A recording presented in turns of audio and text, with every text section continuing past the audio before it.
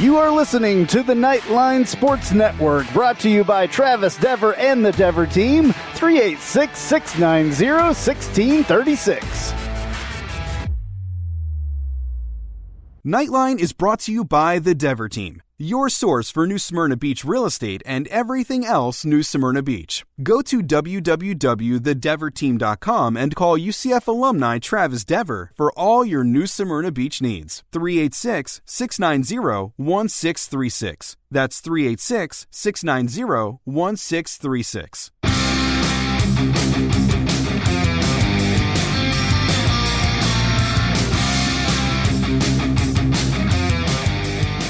Welcome to UCF Knightline, your source for UCF sports and former player information.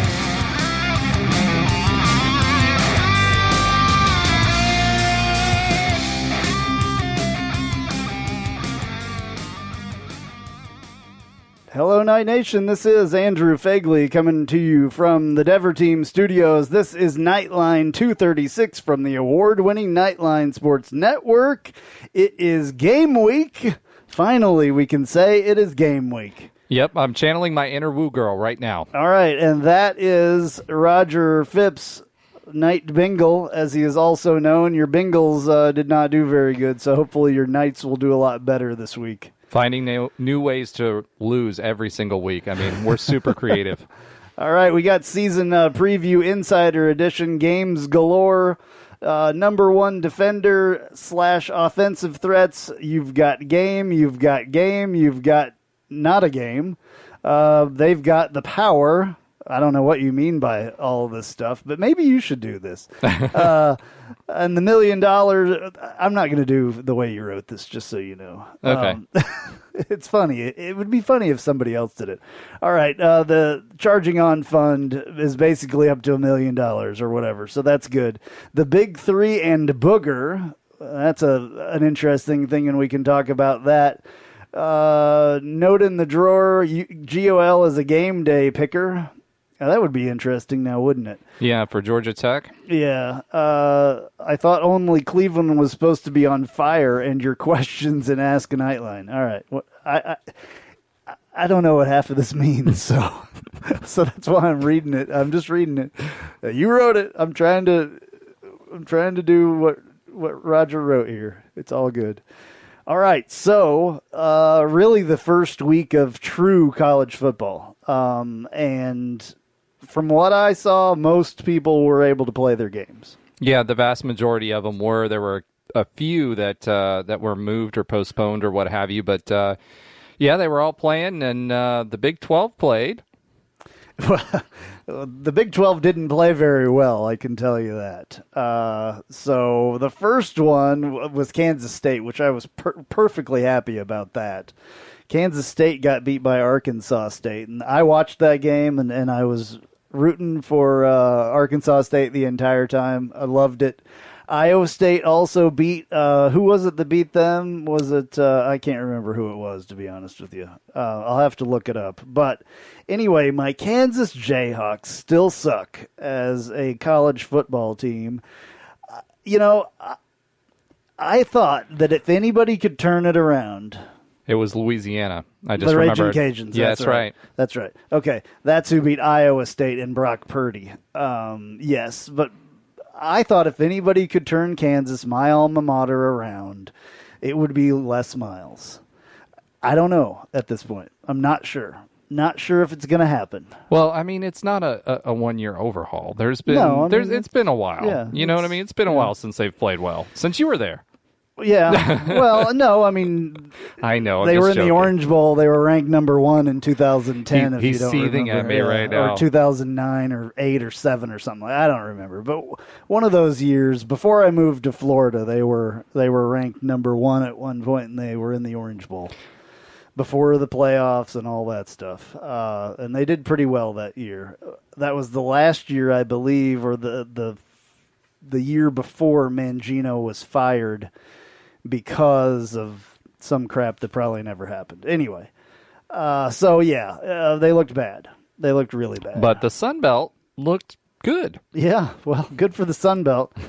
I like to see, a couple of those Power 5 teams go down, personally. I'm happy about that, and hopefully we'll have another one next week that does, specifically Georgia Tech. We're looking for that to happen. We'll go ahead here. AAC teams looked rusty. You said you're not impressed with Memphis. Tulane looked pretty terrible until they won.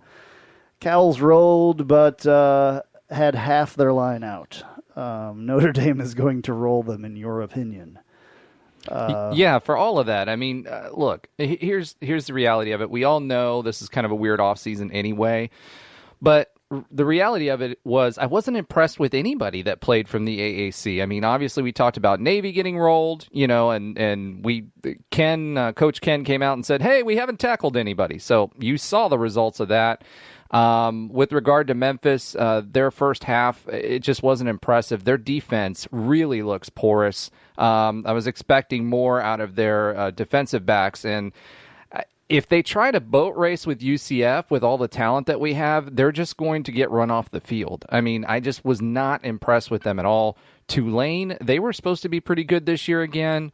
One of those higher middle of the pack AAC teams, and really it took a last-second comeback for them to win that game. So I don't know how much of this is, the situation that we're in or what's going on, but even just in general, it seems like the higher level teams that should be, winning handily are not. So I don't know if that's people just, hey, we don't have the time to practice, or if it's more along the lines of, hey, we're not taking this game seriously because it's the first one out the gate. But I just wasn't impressed. Yeah, well, I've told you long before now that I didn't think Memphis was going to be anything this year anyway, with their new head coach and all that stuff. So that's a different team than they've ever been since in the recent future of us having somewhat of an issue with them, even though they've never beat us. So they beat us. They beat us one FCS.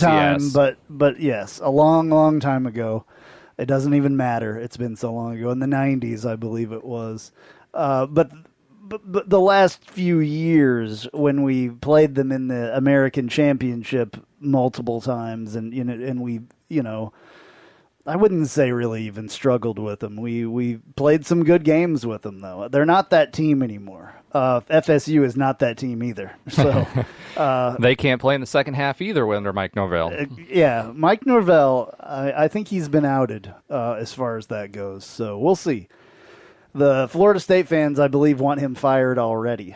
So I didn't watch any of these AAC games really this week. I watched that Georgia Tech game because I wanted to see what they looked like. So I watched a little bit of that. I watched a little bit of the K-State and Kansas games, obviously.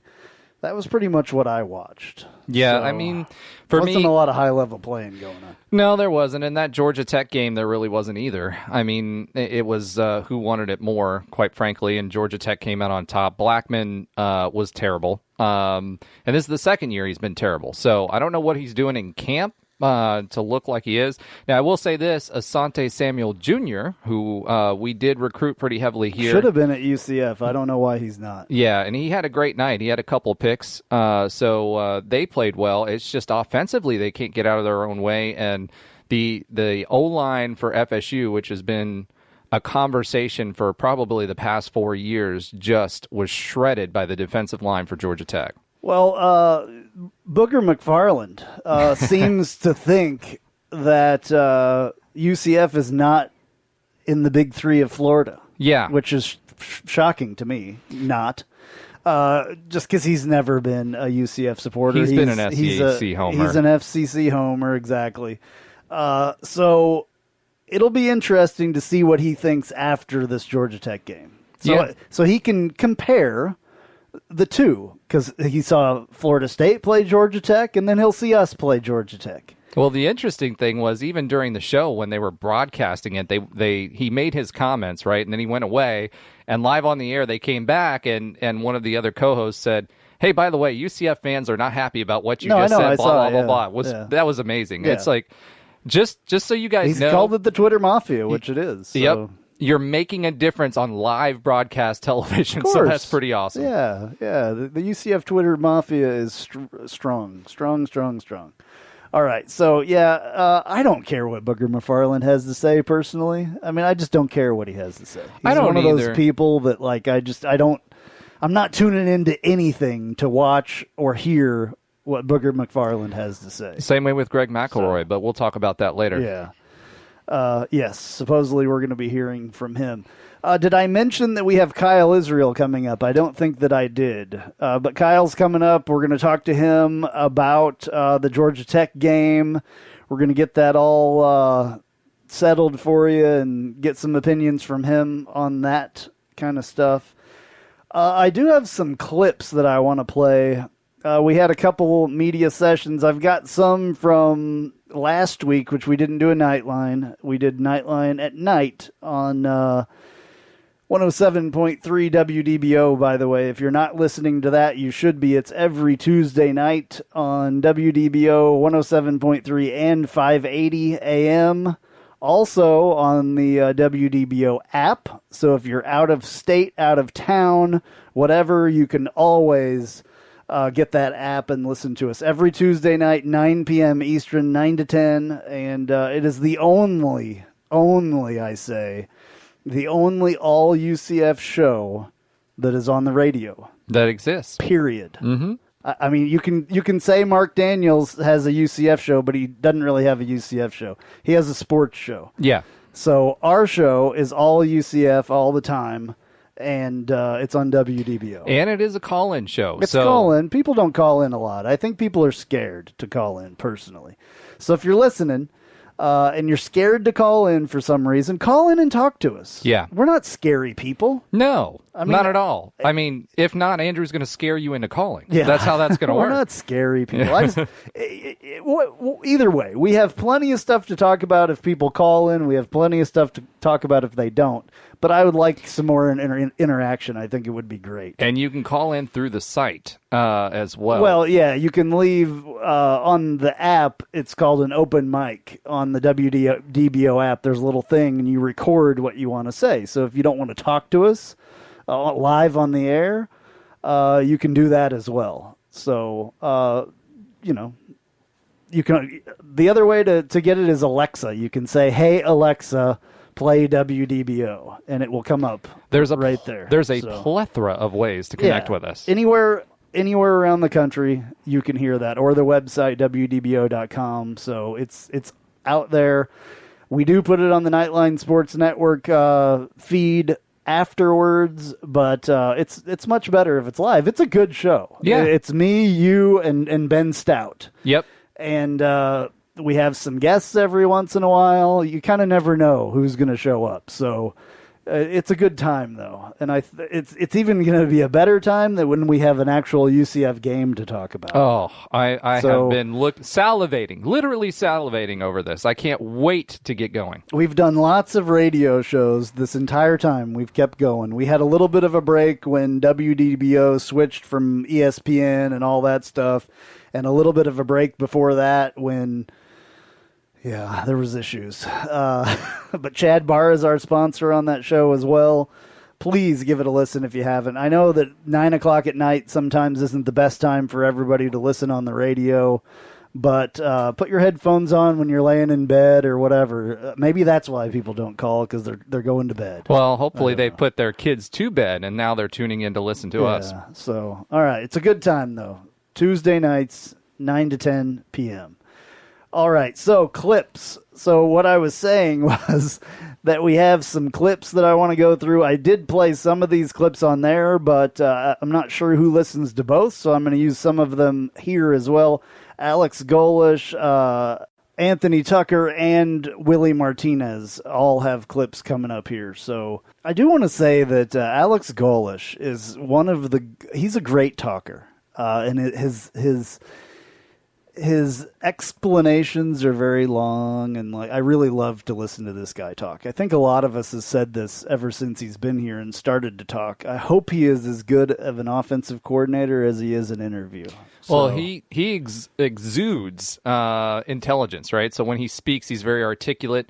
The other part about it is, for me, that excites me is he seems to be very thoughtful in everything that he's doing. And I know when they were hiring Alex, Iowa State fans were up in arms and were all over the place. Upset. They were upset. Yeah, they were really upset. And loved him. He seems to fit the bill so far. So if he can coach as well as he speaks, then I think we're in a good situation with Alex. Yeah, absolutely. All right, well, let's hear what he has to say. He is also the tight ends coach and the co-offensive coordinator, so let's hear what he had to say on tight ends. The tight end position has come along. We put such a big emphasis on trying to get somebody ready behind Jake. Jake has done a good job of trying to lead and learning how to lead and continuing to push forward, both in our room and as a senior on the offense as well. Zach has come along pretty well.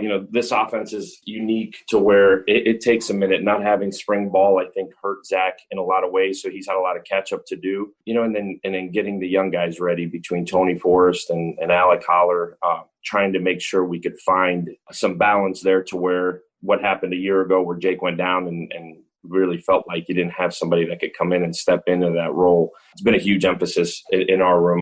All right, and here is Coach Golish on standouts so far. Stretch Creedle has really impressed for the young guys. He's mature beyond his years in terms of from playing ability and learning the offense and learning the system, and then actually being able to go and play at a high level and compete and push that veteran group. Johnny Richardson has impressed. Demarius Good is, for a young back, has really stepped into that role and has done a really, really good job. The young lineman, Matt Lee, you would say young, but has done an incredible job of stepping in and has really been one of our best guys up there. Looks like a veteran and has practiced like a veteran and really sets a really physical tone up front for us. The other young O-linemen, Pat Barnett and Mike Lofton, those guys have really, really impressed. We've put a lot on their plate and they've taken it and ran with it. Amari Johnson's another young guy that has really impressed early. But we're really excited about the young guys. The good thing is some of those guys are going to have to come in and help right away. Some we're preparing like they are, and we'll see where we are as we go. We've put a huge emphasis on building depth with all the uncertainty and unknowns that we're facing right now. And we've prepared those guys like they got to go play, and we'll see what happens.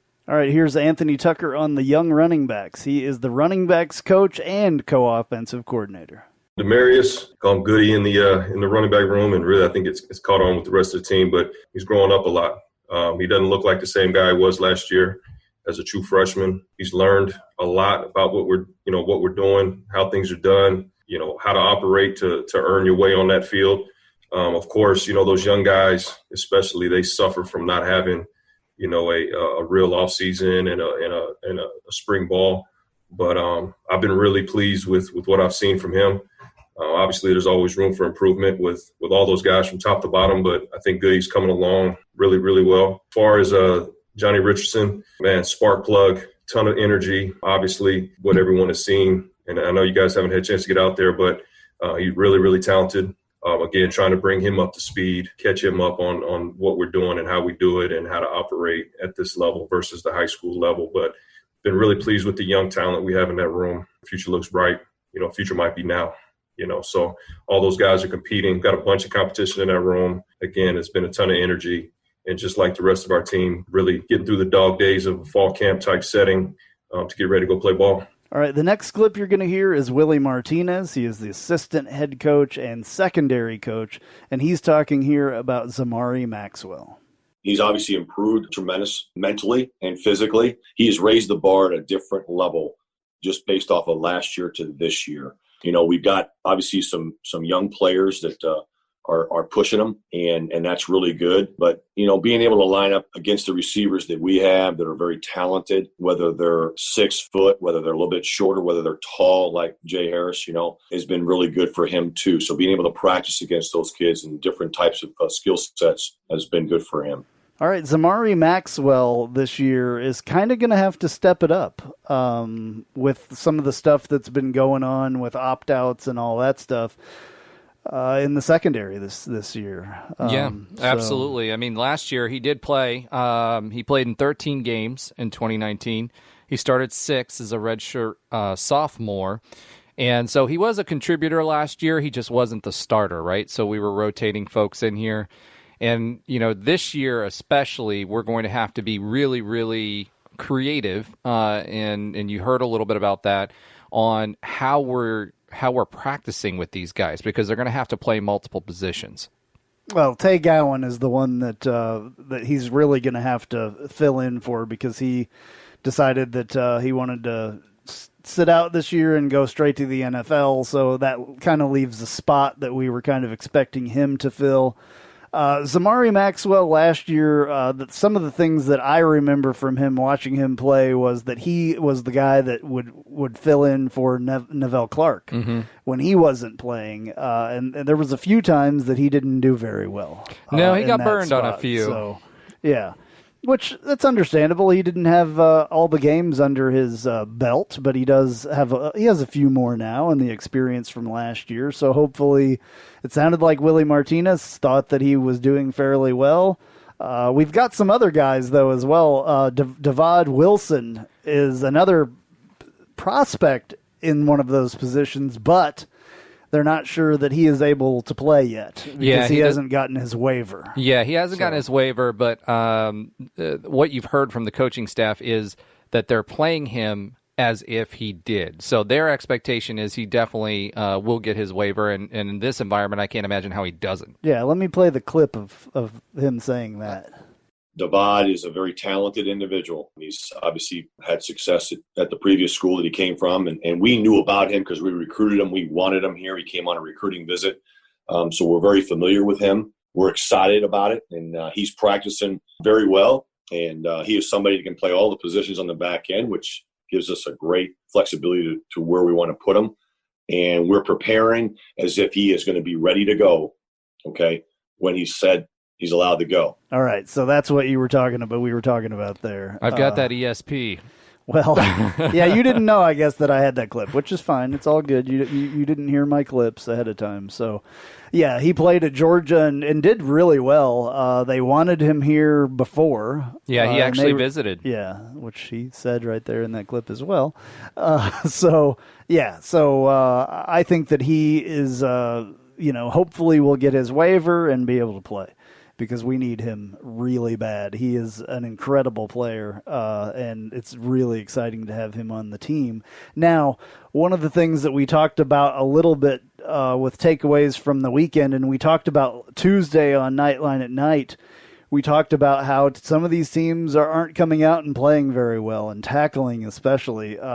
Speaking of Navy, I mean, it was horrible, their game against BYU. In fact, I said on Tuesday night that I think that they may have made the ACC or AAC look bad. Yeah, no, just because of the egg that they laid, and I said that they played like little girls. Now, let me back that up a little bit, because I thought about that after I said that. And these are service members, and I probably shouldn't have said little girls, but it was the only thing that I could think of the way that they played. They played like they were scared to hit anybody, that they didn't want to get hit. So that was the only thing I could think of. And I take that back slightly, because they are service members. That's the only reason, though, because they played like it. All right, here's Willy Martinez talking. This is a long clip, by the way, but he's talking about how UCF is going to be ready. It's really the style of practice, and that's really kind of a year-long deal around the clock. We've been a group that, and I say we anywhere I've been, you tackle really throughout the whole practice, and it doesn't have to be physical. So much in the back end or on defense in general, you deal with space, and whether you're on special teams, you're really going to hear the same stuff over and over: closing space, making sure that when you're coming to the ball carrier, you're working with leverage. And so what do I mean by that? Well, if we're in a 7-on-7, if we're doing certain drills, if a receiver catches the ball, or running back catches the ball, we want you to close the space, keep pushing the near hip, near thigh board, getting a good football position, and and strain, we call it 5-second strain, and strain in a good position and keep on closing at the ball carrier and without even touching them. And we feel that in every drill that we do, whether we're doing a team session where it's not live, it's all tag, we call it thud, where you're not really bringing anybody down, take the proper angles, get in a good football position.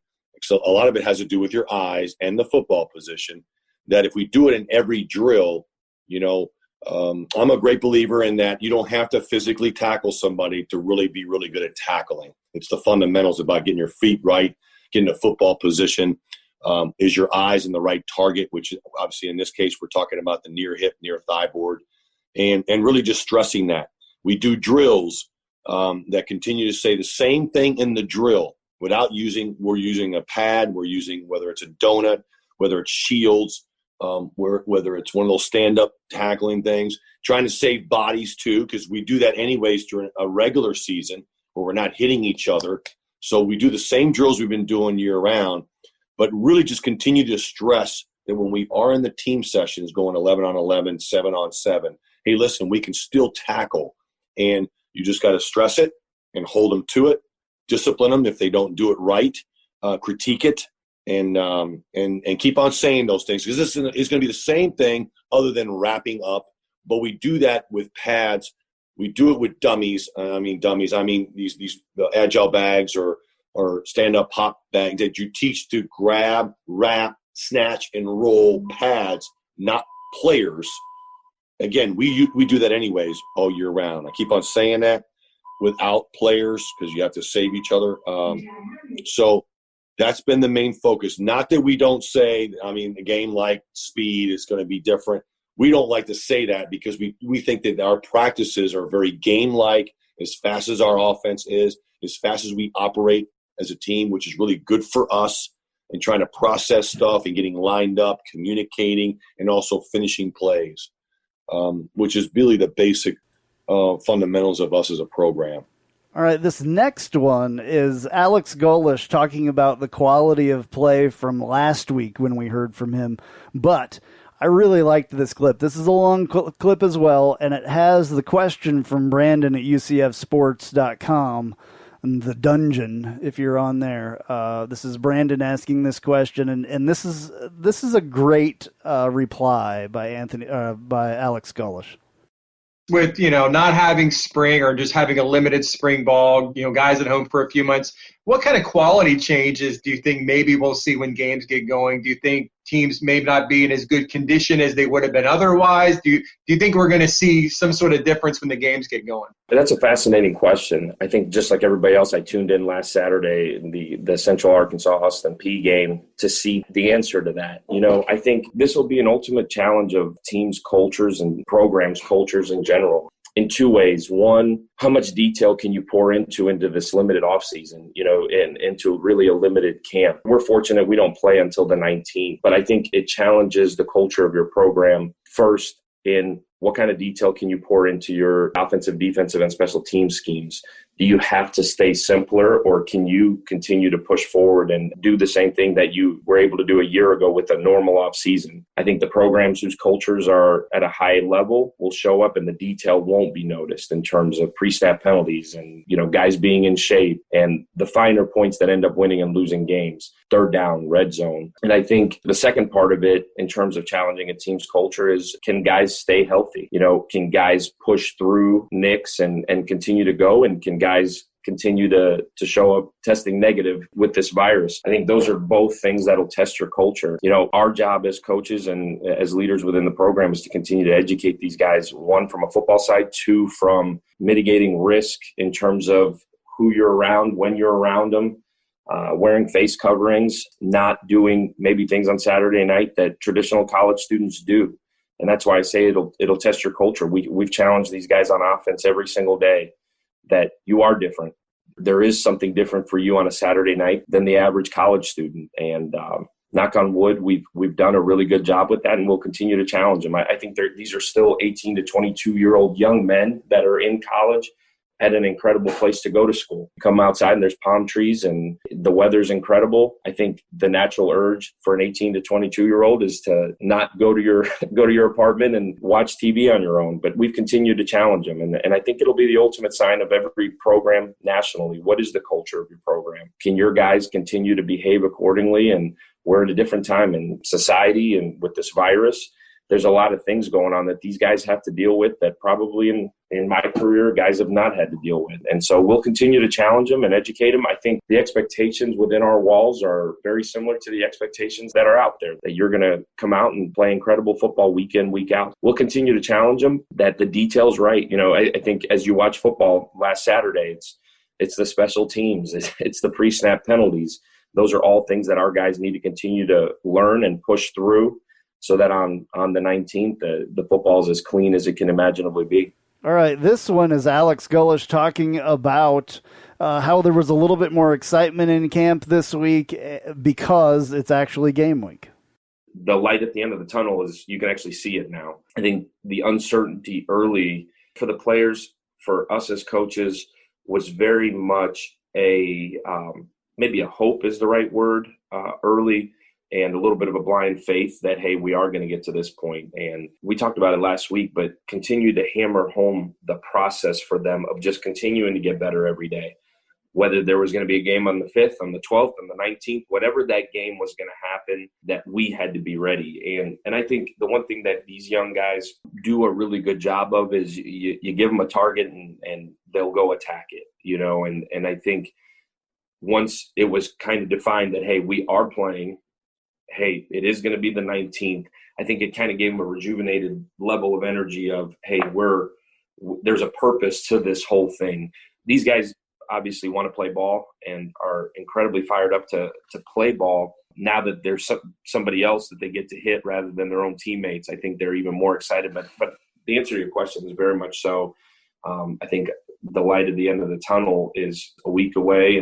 And honestly, I think just like for everybody else in our country, seeing ball played 2 weeks ago was huge. And then seeing teams in our conference with Memphis kicking it off last week and SMU kicking it off last week, seeing guys, peers of theirs in our conference be able to attack and play, I think has been huge. But I think this week has been even a different kind of rejuvenated energy. It's like you get to flip on the film and got to see somebody else on film and get to see a game plan put in on film. And absolutely a different kind of energy, a different kind of level of excitement just to be able to get ready for a game. I think the older guys being able to get back into a routine of what a Sunday through Saturday looks like and getting back in a mode of perfecting their process throughout the week in order to be able to play on Saturday has been really, really exciting.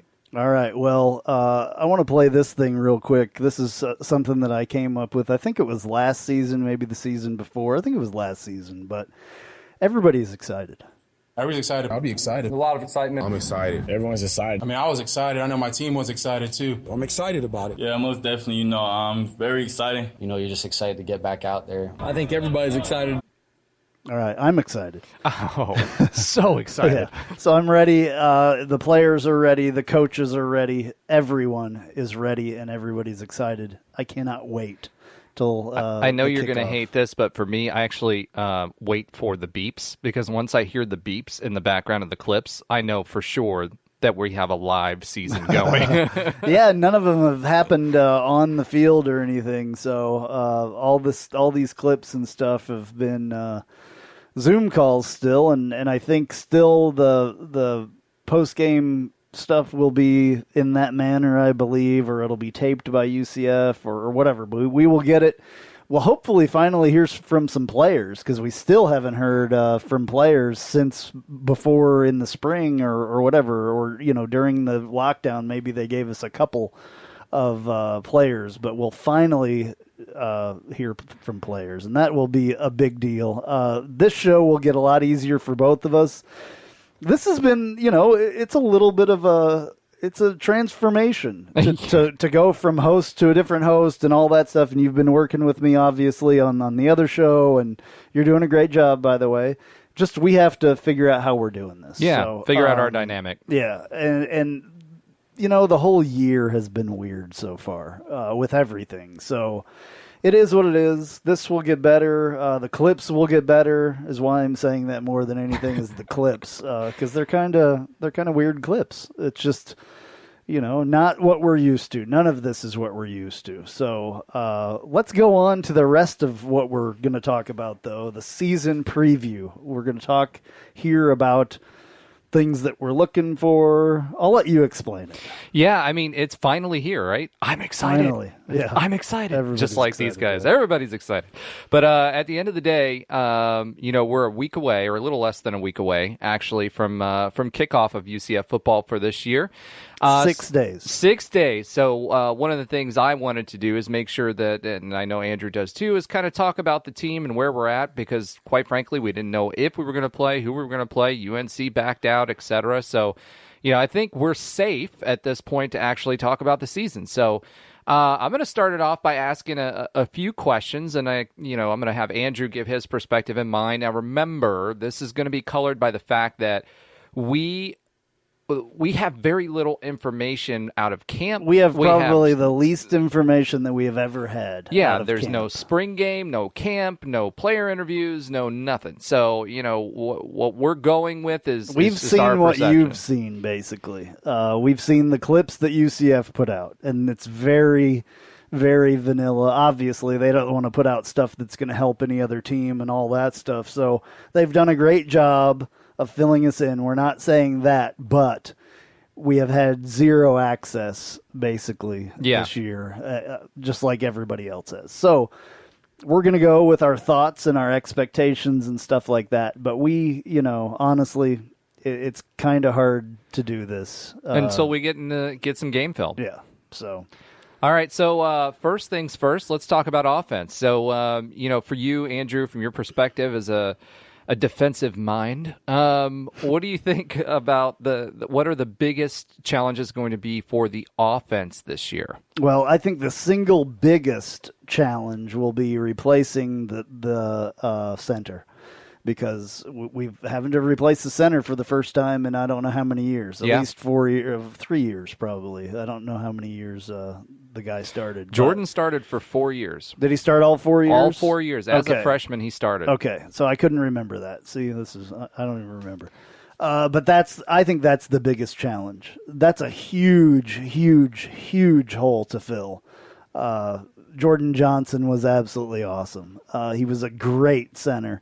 I personally do not know why he is not playing in the NFL at this point. And there's a couple guys on the team that went to the NFL and are not on rosters that are shocking to me, and we can talk about that later on. But he's one guy that really, really has,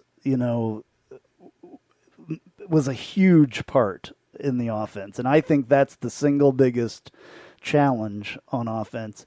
The next challenge is how much better did Dylan Gabriel get over the whatever you want to call it. Off-season, yeah. I guess we can call it an off-season, even though it wasn't. I mean, they were literally off. Yeah. So I think those are the two biggest things that I'm looking for to see, how whoever's playing center calls the coverages out and lets everybody else on that offensive line. He's going to be the guy that orchestrates how that offensive line works. Yeah. Because it's his job to call the coverages and kind of know what's going on at all times. And that's a big job, especially, and I know this, I don't even know who is it? Lee. Lee. He's played a few times. I mean, it's not like he's new at this, but he's new in this offense doing it. So yeah, and the other thing with Matt Lee, Matt Lee, and from your seat too. I mean, and when you're talking about this kind of stuff, he's the quarterback of the offensive line. Absolutely. And the offense lives and dies by the line. And the special teams players and everybody else, if you can't get them the ball because your quarterback's under duress, or you can't get the run game going, so you're one-dimensional, that all starts with the O-line. You got to open the holes for the running backs to run through, got to protect the quarterback. If you don't do those things, and we've seen what happens, years ago we had a horrible offensive line. Yeah. We had trouble against LSU with the offensive line, with our great offensive line. And we see what happens when they don't mesh and they don't work together. So yeah, for me, it's going to be interesting too, because our interior linemen, for the most part, are folks that are coming back. Now, our tackle position, we have an opening there at right tackle, so that's going to be interesting. We have not gotten a depth chart either, by the way. No, so we're still waiting on that. I'm hoping that they will send that out tonight. I've been checking my email because they normally send it out on Sunday nights, but they have not sent it out yet. Yeah, so for me, what I'm looking for is 2 open questions and less about a challenge, but more about what our opportunity is. I think tight ends, with Golish being here, he's a tight ends guru. He really drove ISU, and if you watch that game, they were in shambles. So I don't know how much he was actually involved in the offensive play calling for Matt Campbell, but they looked terrible. I mean, they were slow. They weren't using their tight ends effectively. The guys were dropping balls. I don't know what was going on there. So that's a big thing for me because, we've got to, the one thing that we're looking for is one-on-one matchups. And the one place that we got burned last year was the middle of the field. So you saw that at Cincy, you saw that at Pitt, you saw that at a bunch of different places. And for me, I really want to be able to open up that middle of the field because Heupel has shown that he can do that, right? So that's number one. Number two, we lose Gabe Davis. We've got some other receivers out there. How's Marlon Davis going to look? Marlon Williams. Excuse me. I don't know why I said Marlon. It happens. You're talking about Gabe Davis. Yes, Gabe Davis. So how's he going to look on that opposite side of the field? He's someone that's extremely hard to get down. When he gets the ball, he has a good catch radius, but I think he's going to be a key because if he can get some of the pressure off of Trey Nixon to open up those go routes and open up that slot position in the middle with Jaylen Robinson coming in from Oklahoma, I do have a feeling he's going to be playing that area. I have a lot of confidence in our running back room. I have no thoughts or challenges there as long as the offensive line can open up the gaps for him. Yeah, absolutely. All right. Yes. So all that I agree. All right. I was doing something else. I was paying attention. As long as you agree, Andrew, it's all good. Yeah. I guess the next thing to kind of talk about is defense, right? So this is where it gets a little more hairy.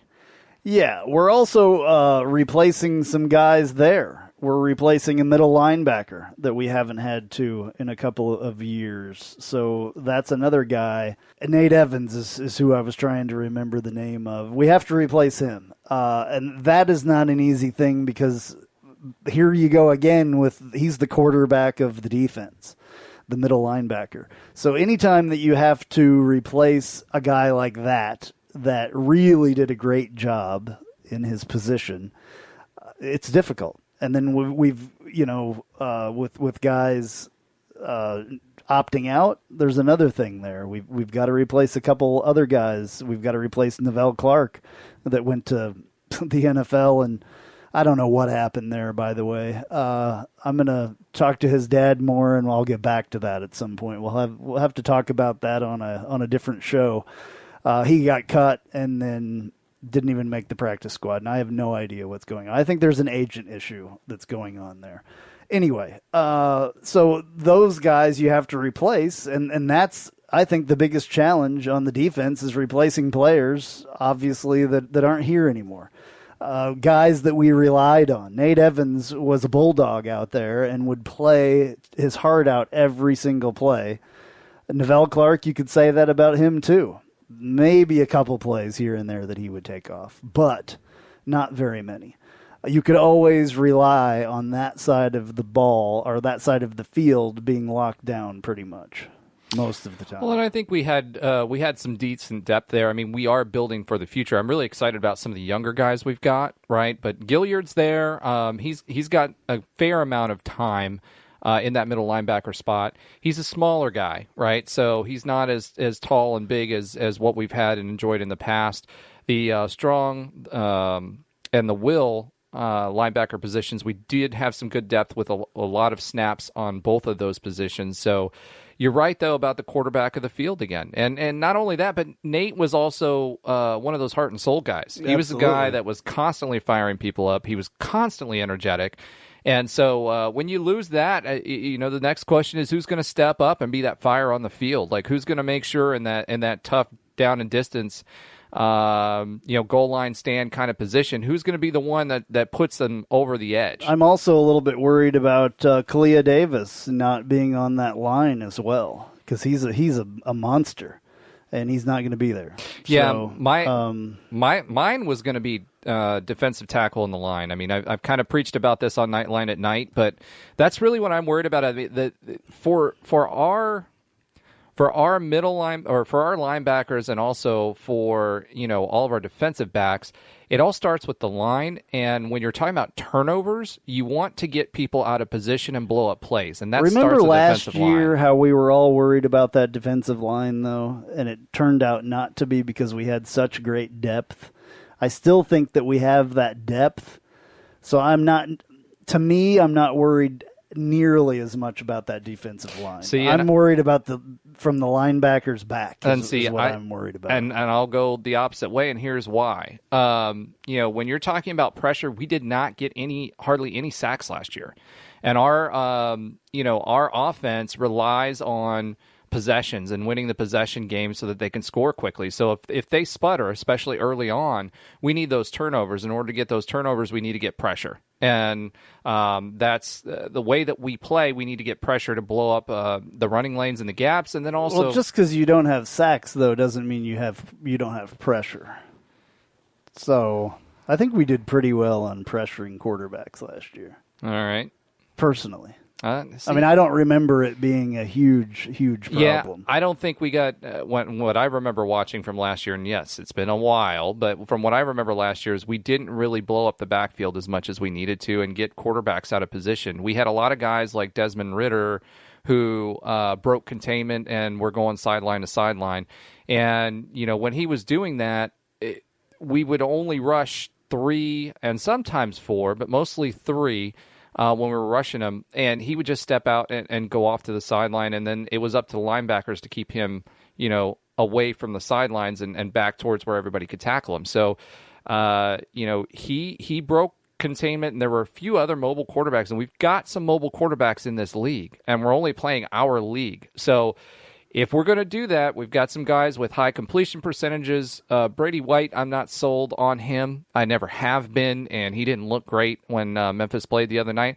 But you've got Desmond Ridder, you've got Brady White, you've got some other folks in the AAC, and we have to get pressure on those guys, because the more time that these guys have to get loose, against our backfield, the less likely we're going to have turnovers, and it's a matter of time they're going to be open. So we've got to be able to clamp down. Brendan Hayes, I think, will be a big loss as well. Yeah, that we only really lost 2 players on the defensive line. Brendan Hayes and Brandon Wilson were the only 2 guys, but with the opt out of Kalia Davis, you take out him. So Tremont Morris-Brash is going to be up there. Looking forward to him. Randy Charlton, Kenny Tournier. Looking forward to what those guys. Tournier was talking a little mess to Georgia Tech here the other night. That's good. That's good for those guys to do that. All right, what's next? All right, next, the big question for me too is, do we have a full season? So, as you kind of alluded to earlier on the show, there's been some cancellations for sure. And actually, to kind of bring this kind of home and into focus, I want to talk a little bit about a cancellation policy, because this is the first one we've actually seen from the Big 12. So what it says is that there are a minimum number of players, 53, that are required, including walk-ons. At that point, the conference is actually going to allow them to choose whether they play or not. No harm, no foul. So in other words, they don't have, if a team is in that situation and they just want to walk away from the game. This is the Big 12. This yes. is not the NCAA. Correct. This is the Big 12 AAC. only. This is the Big 12. Yes. Correct. But the ACC also has some similar things as well. But at the end of the day, what that's allowing them to do is just walk away. Minimum 7 offensive linemen. So if you go below 7 offensive linemen, I'm a little worried anyway, but still, minimum of 7 offensive linemen. Minimum 4 interior defensive linemen, and then 1 quarterback. I don't know how you go below 1 quarterback, but, whatever. But that also includes, and here's where it gets interesting, right? So it's not just who you have on the field, but also during in-game testing, you can act out or opt out to play.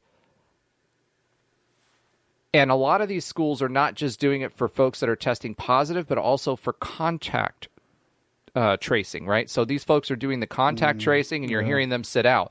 So even if it's only 5, Memphis, you've got 20-some kids that are out because of positive tests. Then you've got whoever they've been in contact with, and you're in their dorms, you're in the same facilities, you're doing all that stuff. If they start holding people out, we're going to be losing games, and that's now. More Do they my actually concern. have 20 confirmed cases, or are there 20 people that have to sit out because they were contacted by someone? I believe they had up to 20 confirmed cases. Wow. That's interesting. And what from supposedly, depending on the articles that I've read from the local paper, the paper, the Commercial Appeal, and a few others, essentially what they've said is, and Memphis has come out as due to social activities outside of the football program. Right. So there was a party bus going around, some other things going around. They haven't officially said, but yeah, well, that has a lot to do with the first-year head coach not keeping his guys in check as well. So hopefully we don't have any issues like that here. Yeah. So that's a concern for me as well. Assuming we start this high week 1. So one of the other things that's kind of interesting out of this is you've got this weird dynamic, right, where you've got a bunch of teams that aren't playing. You've got entire conferences that are not playing, and that's providing an opportunity for us. So when we're talking about the season preview, we actually are starting higher in the polls than what we had anticipated that we were going to start, right? We haven't played a game, and the most recent polls, the AP and the coaches poll, have us at 14 and 13 respectively. So we kind of talked about this in the last episode that you and I had filmed, was, okay, were we going to make it to the top 10 more quickly than we thought? Well, now that we have this big red herring with the Big Ten out there, that question comes up again as well, because they were talking today about whether they were going to come back for October. Yeah, but see, that makes no sense to me, coming back in October. I mean, number one, they expect to come in the middle of things and start playing. I mean, you know what I'm saying? Like, well, I think they expect to do whatever they want to do. I mean, they're Power 5 conference, and one of the things that they screwed up. Well, yeah, they screwed up. Their commissioner made this choice. He should, he made the bed. He should lay in it, personally. Well, I don't think it's the commissioner. I think it's the presidents. I mean, you've seen... Or whatever. No, but the commissioner had something to do with it. Well, yeah, but my point with that is you had... I mean, look at what happened with Nebraska. Look at what happened with Ohio State. Those guys continue to practice, number one, right? Number two, you had head coaches coming out in this last week speaking out against the conference. That has never happened, ever.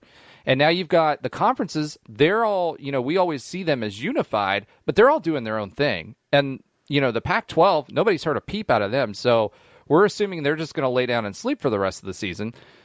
I think if you didn't start week 1 or be prepared and say we're going to play week 1, they shouldn't be able to play. The challenge is that you've got some very, very marquee brands in that conference, and they've got some weight. So I'm really hoping Then they should have used their weight to make the whole thing start in the first place. Oh, I agree. You know what I'm saying? I think it's crazy.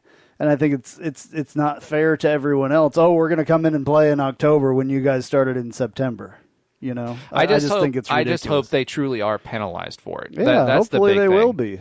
I mean, the other thing is so do they have schedules? Are they just going to play their own conference? Everything that I've seen has been the conference Big Ten, only. If they come back in, they're just going to play their conference? Just conference only. But here's the thing about that. They don't have enough teams to do that, right? Because then they're only going to have... They have 14, don't they? Yeah. In the Big Ten? Yeah, so even if they have 14, that's 7 games. Right. You know what I mean? And, of course, they're going to wind up ranked higher and all that crap. Yeah, and that's what I'm saying. Like, and if not all of them, and some of them are saying they're still not going to play. Michigan State are saying that they're still not going to play because of that governor. So what happens there? So now you're down to 12 teams. You got 6 games. Well, maybe that situation, they'll have to decide that they're going to have to play some non-conference games, and they can play a team like UCF that only has 9 games on their schedule to get to 12. Maybe we can play a Big Ten team here or there. They're going to have to. If they decide that they're going to play this late and they don't have enough teams to play, just conference, maybe that's what'll happen. Maybe that's the way we get a couple more games. This season's going to be such a roller coaster. I mean, you look at Houston and Memphis. I think there should not be any championship this year, honestly. There shouldn't be a playoff at the end. There shouldn't be anything. It's just conferences. All the people who won their conferences, you won your conference. Well, there was talk about doing that early on, right? Yeah. And then rolling that into a playoff. But if we don't have a playoff, so that means the Sun Belt needs to get in, Conference USA. That's well, the not way gonna the happen. Sun Belt's been playing lately, they probably deserve it. should Probably, be in. yeah. I mean, it'll change, but yeah, this season is going to have how there's asterisks in the record books. Oh yeah, we have one. Yeah. But ours is pretty good. At least our asterisk is on a national championship. There's going to be a lot of asterisks this year. Oh yeah. I mean, it's just going to be. They should just put 2020 in the NCAA record book and just put an asterisk or put a line of asterisks because that's what it's going to be. There's going to be arguments, everywhere that but they didn't play. They didn't play this many games. They didn't do this. They didn't do that. They had more fans than they did. There's going to be a million things. There's going to be a million excuses. Asterisks are like excuses. That's what they are. It's an excuse for whatever happens. So, well, what's interesting to me too, at the end of the day, now our asterisk is not an excuse. Don't get me wrong. There. No, it was just not allowed to participate in the playoffs. So it's an excuse. Yeah. Anyway, so asterisks are excuses, like I said. All right, so moving on from all of that, let's get back to the season. So, keys to the off season. If for us to have a successful season, first of all, what, Andrew, do you see as a successful season in this environment? Got to go undefeated. Just have to go undefeated. That's the only way. It's the only way that. So this year is our greatest chance ever, they say, to get into this playoff. If there's going to be a playoff. And they say there's going to be a playoff at this point. The PFF, so, the guys that do all the statistical modeling with everything, they have us in their playoff. Phil Steele has us in their playoff. So there's actually a lot of momentum for us to get into the playoff. Okay, but the only way we're getting into that playoff? If we go undefeated. That's the only way. Yeah. Period. There's no other chance of us. So that is the goal. That has to be the goal. There's no other goal. I agree with you. As far as I'm concerned. I don't care how many points we score. I don't care how fast we score the points. I don't care by how much we win. We can win by 1 point. We can win by half of a point. No, you can't do that. But 1 point. I don't care. I don't care. I just want us to be undefeated. That's all that I want. So a new context for go 1-0. It means go 10. Yeah. I mean, yeah. You have to win all of them. That's the only chance. And we have an excellent opportunity in front of us that you can either make or break. All right. And, so saying all of that, what has to go right on the offense for that to happen? We have to score a lot of points. We have to score more points than the other team. I know that's true. That's simple, but really, this is a simple thing. The offensive line, number one. I'll keep going back to that offensive line because I think that's going to make or break our season, is those guys. Besides that, Dylan Gabriel has to step up from what he did last year. And the receivers have to step up as well. There's some new receivers. Cradle, I cannot wait to see this guy play. Whole stretch. I cannot wait to see him play. He has been mentioned more times in this whole thing, in these Zoom call things that they've been doing. He is probably the person that has been mentioned the most out of everyone. Yeah. So I'm really looking forward to seeing him play. I don't even know what number he is yet. Let me see here. Well, he's not 00, although that's a possibility this year. 00 or just 0? It could be just 0. I think yeah, we you're have right. the 0. Yeah, but I don't see him on here. But this is returning. He is number 13. So he's wearing Gabe Davis's number, and that was my number in college as well.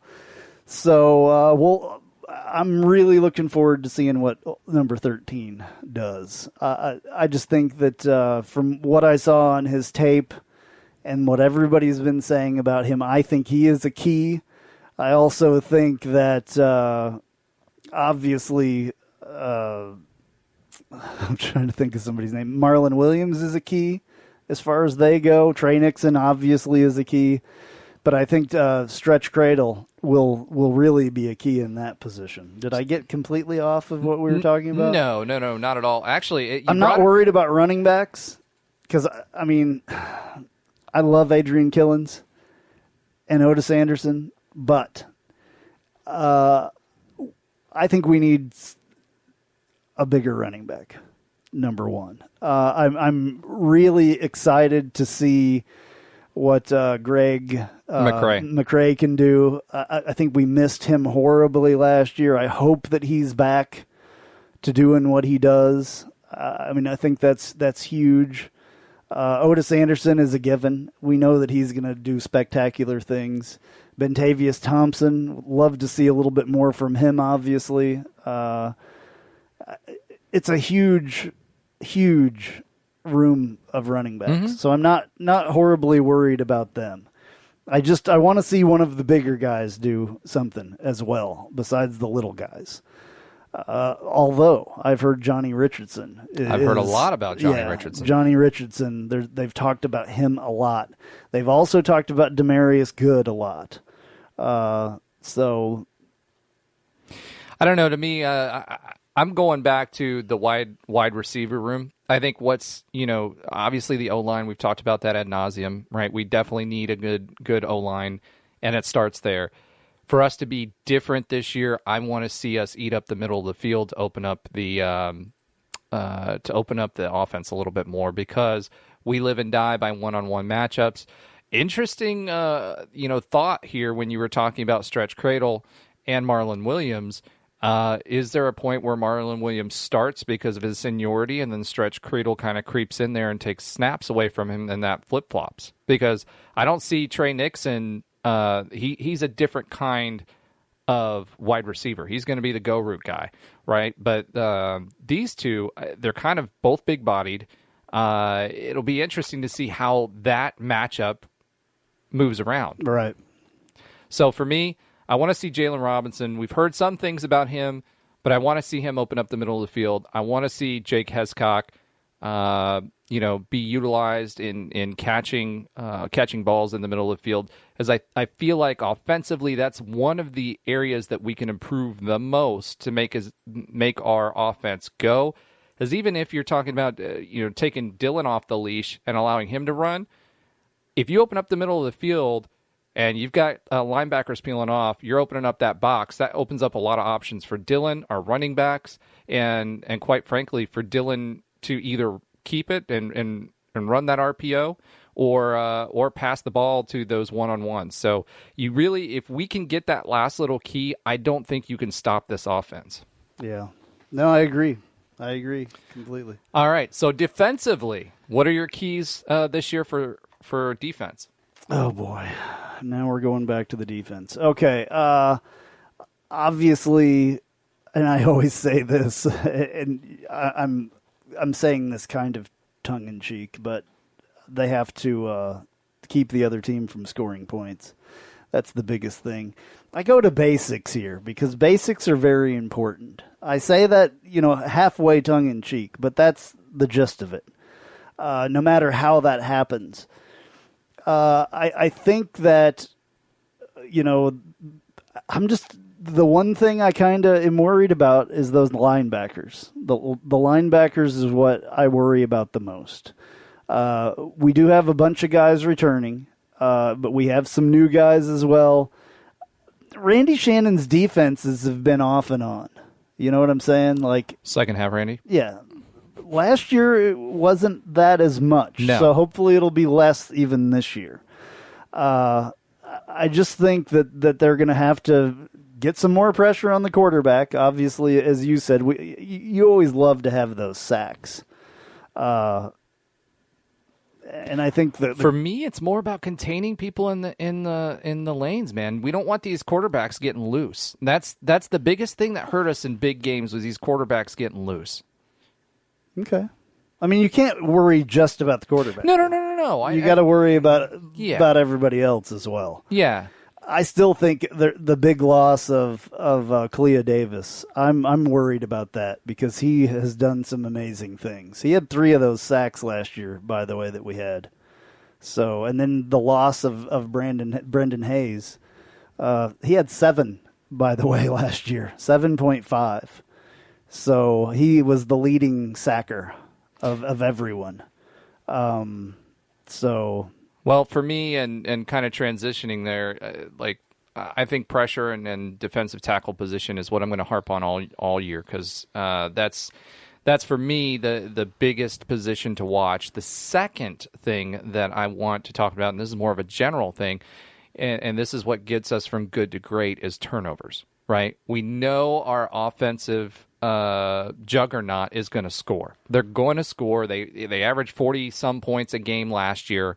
But everything that going back to the Frost era, it was all predicated on getting more possession so your potent offense can turn things over because they're either going to score points or they're going to have a quick 3 and out. And when you're going to 10 to 12 seconds, that means more possessions. And in order for you to balance that, you have to have turnovers, especially for teams like Georgia Tech that want to slow you down. So if you get those turnovers, you're turning more possessions. They're not limiting the number of possessions you have. You're scoring more points, and you're blowing people off the field. So for me, one of the things we kind of lost last year that we weren't as good at was turnovers, and the year before we were. I want to get that back. Yeah, you're going to make me look up stats here because I can't remember all of this stuff. So I'm going to have to look back here. Go on to the next thing.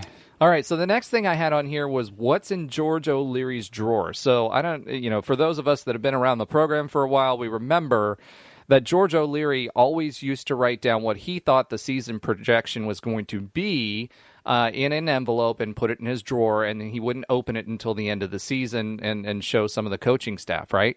So for me, I kind of want to talk about where we think we're going to be at the end of the year. So we said we need to go undefeated, but let's kind of take a look game by game and kind of think about where we think we are. So the first one, obviously, out the gate is going to be Georgia Tech. We're playing at Georgia Tech.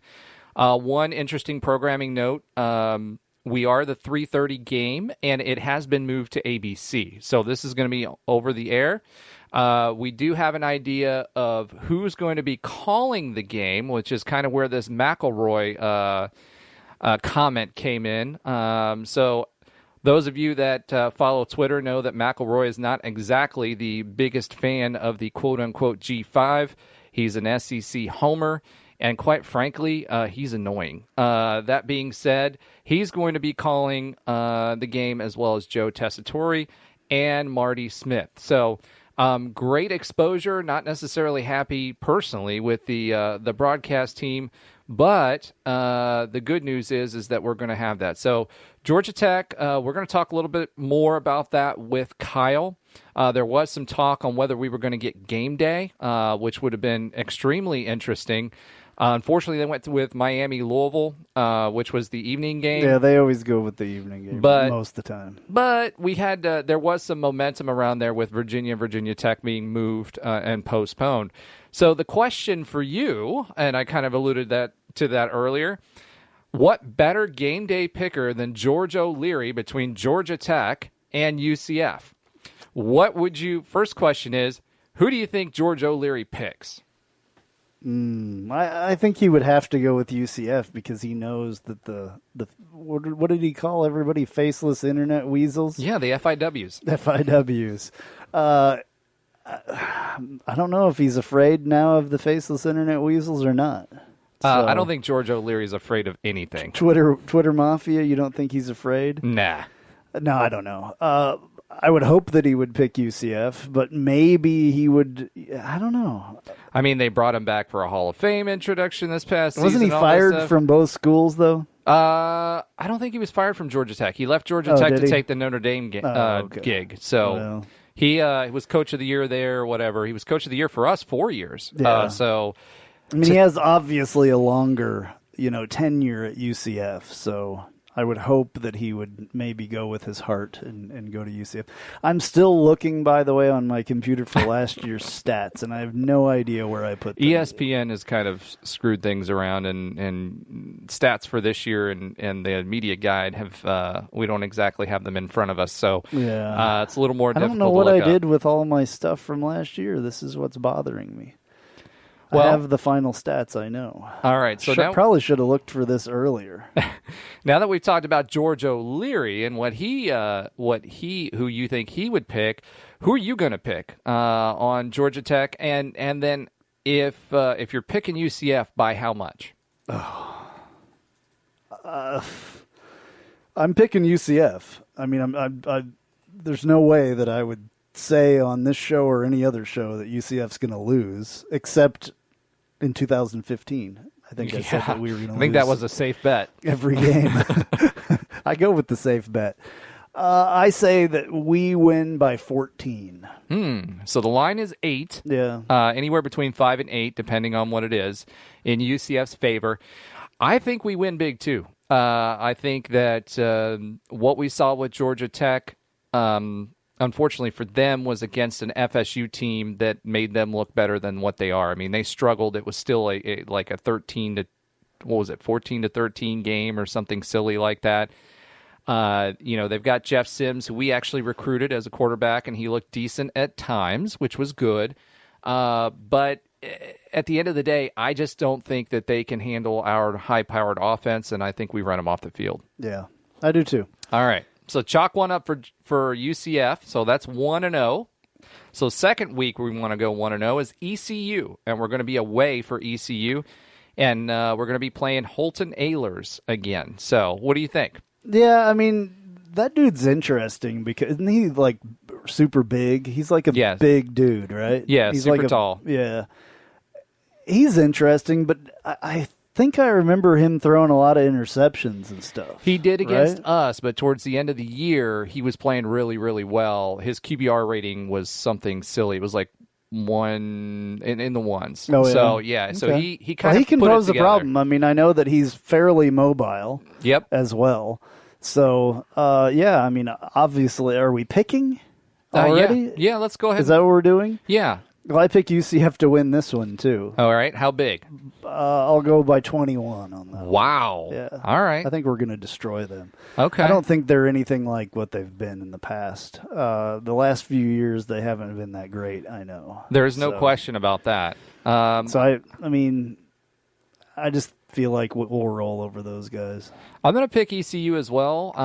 I don't think the spread You're going to pick ECU? Or UCF. Okay, I just wanted to check. But I don't think the spread, what I meant to say was against the spread, if it was 21 points, I don't think I would pick UCF. I don't think we will beat them by 21 points. Okay. All right, next on the docket. I'm not very good at this, by the way, and I'm usually wrong. Well, that's okay. Yeah, it's all good. I'm used to it. I'm not upset if I lose. Well, we're back to our Tulsa, our favorite Tulsa team. They're going to be at home this year. Their starting QB is gone. We're not playing at Tulsa again. We're playing at home. Yeah, at home, it's a little bit of a different story with them. We win at home. Yeah, we lose away. Yeah, and we lose to refs in championship games away too. So we won't bring that up. But we've got them at home this year. I think the guys will be fired up. I think a big challenge we had last year was, and you heard some of the interviews with the guys afterwards, they just didn't take it seriously. They were laissez-faire about it, and it showed. So I think this year, I think we steamroll them. So if you want to talk about those 20-point spreads, I like us to be probably a 14 to 21-point favorite in that one as well. Okay. I'll take that. You'll take that? Yeah. All right. I'll say 14 on that one. All right. Yeah. Next up is Memphis. Now, this one is at Memphis. For me, when we're talking about Memphis, again, I've only seen them on tape once with their new coach. He does come from within their system. Their offense really did start clicking the second half, but defensively, I just don't see where they can keep pace with us. So, with our defensive units, as much as we were talking about opportunities earlier, it's still going to be strong enough that I think we hold down Memphis. I think we win that game as well, and I want to... By what spread, though? At this point, I'm going to say we win that game by 14 because I really feel like Dylan's going to put it together this year. What do you think? I say 17. Ooh. I say we win that one by me. 17. The price is right, Bob. Well, yeah, I feel like that they're not what they have been, and this will be, I don't know how many times. This will be number 14 if we win. Yeah. Well, it got close. Was it last year or the year before? 2018 was the one that when we were playing there. Yeah, and it was close. Yeah, and so that was the one where Daryl Mack stepped in, and we were down by 30 or something at the half, and he came back in and won the game for us to be able to play in the New Year's Six bowl game. It was Taj McGowan, I think, that won the game for us. They went bone on that fourth down up the middle thing that they did. Yeah, nobody was expecting us to go on fourth down straight up the middle, and he went all the way. So that was awesome. It was very cool. That's where that GIF comes from with Mackenzie Milton doing his eyebrows. He was like, "Okay, coach, we'll do it." So I still cannot find my stats. I'm looking so hard. I found the American stats, but I cannot find my UCF total stats for 19. Oh, this is driving me crazy. All right, I'm going to stop. All right, stop and looking. So next is Tulane. We're at home versus Tulane. And again, like I said, I was not very impressed with Tulane this year in their game versus South Alabama. If South Alabama, they're supposed to be better this year, but South Alabama should not be causing you to have a come-from-behind win by 1 point. I didn't see that game at all, but I do remember that they run a spread offense kind of like we do, right?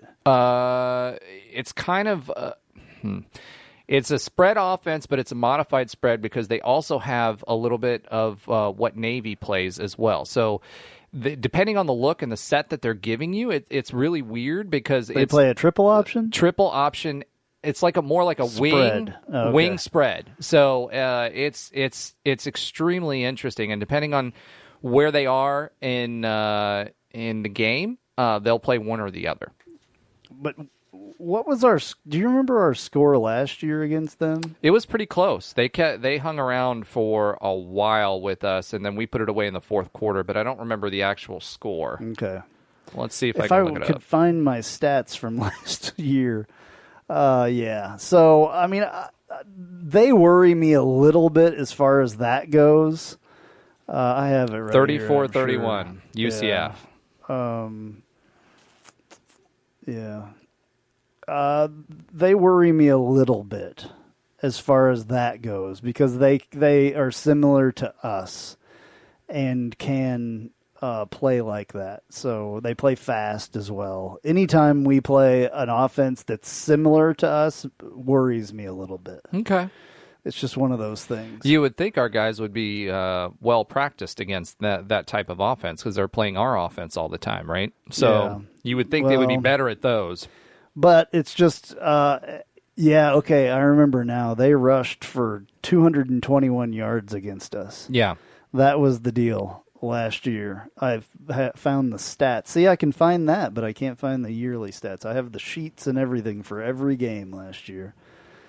Yeah, so hopefully they don't have that guy that ran for 137 yards. Justin McMillan was the guy. 137 yards, no touchdowns, but 137 yards. I think he did go to the NFL. I'm not sure. I hope so. So that would make a big difference.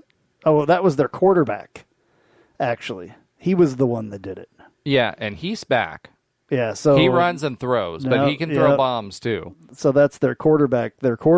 And like you were talking about, with not containing a running quarterback, their quarterback was the guy that gained 137 yards on the ground against us. Which is ridiculous. Yes. So 181 yards through the air, 137 on the ground. So that's not good. Nope. Gotta worry about that. He's back. I think the running back from that last year is gone, and I want to say the receiver. He has running back numbers. It doesn't sound like they really need a running back. Well, I'm hoping South Alabama is an indicator, because when I watched them versus South Alabama, I was not impressed whatsoever. But again, it's first game jitters too. You never know. You can't really discount that, right? And then next on the list is Houston at Houston. So this game, in my mind, is in question all the time because Houston hasn't seemed to been able to get it together from the COVID procedures standpoint. I don't know if you remember early on, they had issues. They were one of the first AAC teams that stopped practices, and they're canceling games. So they're all over the place. They haven't been able to get it together the last few years because of numerous situations. Their coach... a couple times. I don't even know who their head coach is now. Dana Holgerson. They got him from West Virginia. That's right. The guy from West Virginia. Yeah, the bald guy that wears the. He's bald with a mullet or something. Yeah, right? he's got the bullet. The wings or whatever. The bullet with wings. Yeah. It's the bullet. That's funny. Okay. Yeah.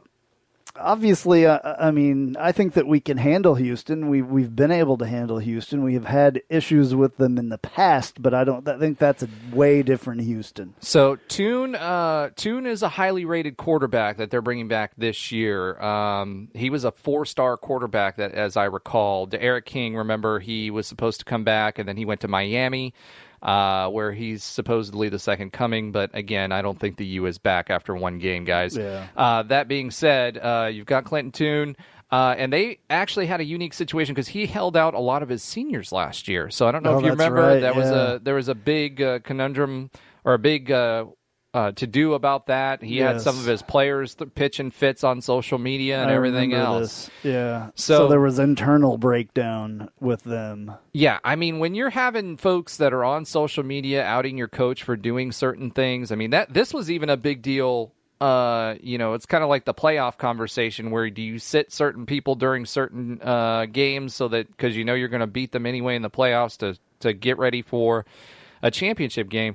Well, at the end of the day, this was kind of the same situation here. So to me, I don't think Dana Holgerson has that locker room. I think they're still a mess. After Scott Herman left, unless they can prove to me that they've put it together at some point, I mean, you've got that combined with nobody can maintain the bubble. They can't even play games because of it. To me, I feel like that locker room's a mess, and I think we roll. Yeah.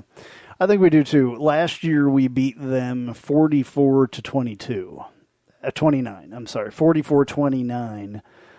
They scored nothing in the third quarter, and your guy Clayton Tune. Let's see. Clayton, not Clinton. I messed that one Clayton, up. Yeah. Clayton Tune threw for 179 yards, 1 touchdown. It was 18 of 30. And he got sacked 5 times. Yeah, and that was the big problem. They sat most of their senior and better offensive linemen. Okay. So they basically threw him to the wolves when it came to that. Oh, we'll see if they've got if Dana Holgerson has his team working. That will be one thing. If he doesn't, you know what I'm saying? If he has his team. If he has the locker room, we'll see about that. I don't think he does, man. I still think UCF has that one. It's always a little bit difficult to play at Houston. It's one of those things, but I don't know if there's going to be fans or not at that point. You never know. All right, Temple. Temple's next. Temple, are they even going to play? That's a big question because they can't practice. Issues. Yeah, they can't practice. Issues. So they're one of the teams that haven't hit anybody yet, I guess, right? Just kind of like Navy. They have a limitation of 20 people that they can have at any given time outside, not even inside, but outside together on practice. So it's not even that they can't hit each other. They can't even run drills together. We were worried about Temple, I believe, last year, right? Well, you guys were. I thought we were going to roll. I don't know if I was. I think the other guy was. Yeah. We had to go to Temple and play. But we beat them 63-21. 63-21. We rolled them hardcore. Let's see what happened in that game. I don't remember. I have to look back at the stats because I can't tell you everything.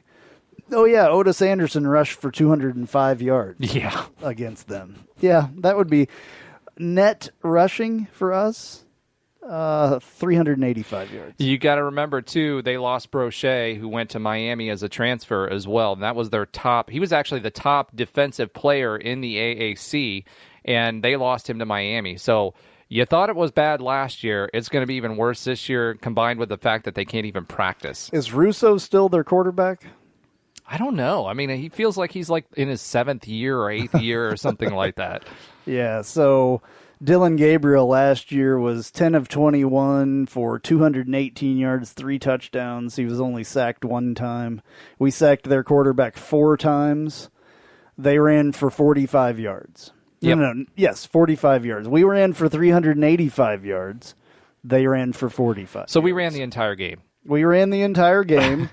And they didn't. Yeah. They passed, though. I mean, they had 3 quarterbacks that played, or 3 people threw the ball anyway, and they passed for 221 yards. Yeah, I want to say Russo or whoever their starting quarterback was actually went out of the game because he got hit in the head.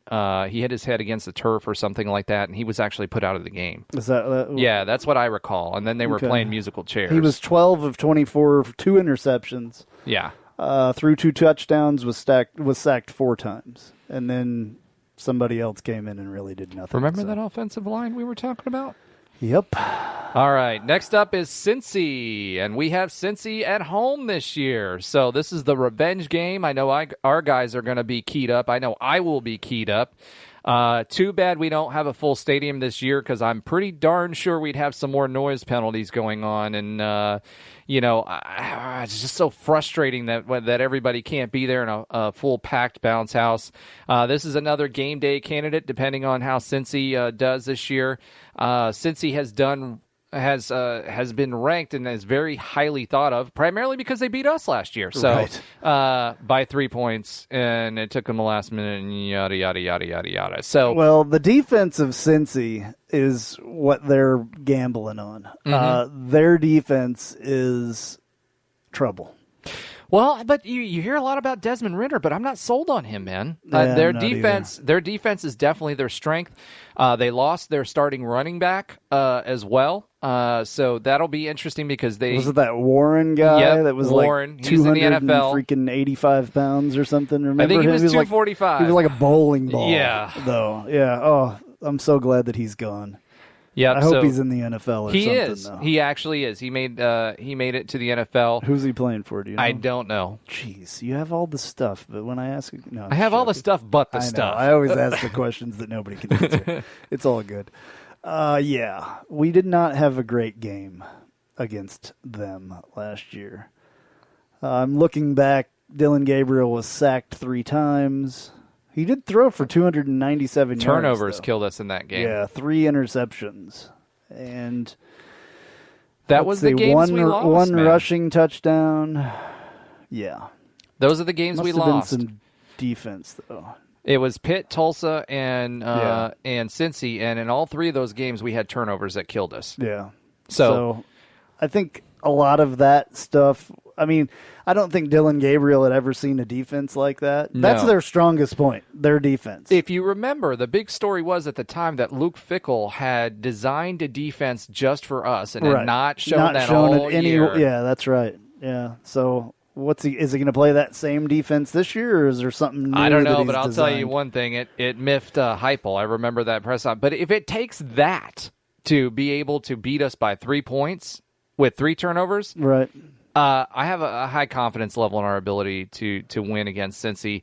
Well, maybe Heupel has designed his own offense, a new offense that he won't show all year long except for that game. That would be awesome. That would be amazing. Because if they kind of like George O'Leary and the offensive coordinator did for the Fiesta Bowl. Yeah, because versus Baylor. Nobody had ever seen that offense before. That was Charlie Taft. Yeah, Charlie Taft. That was a completely new one. Yep.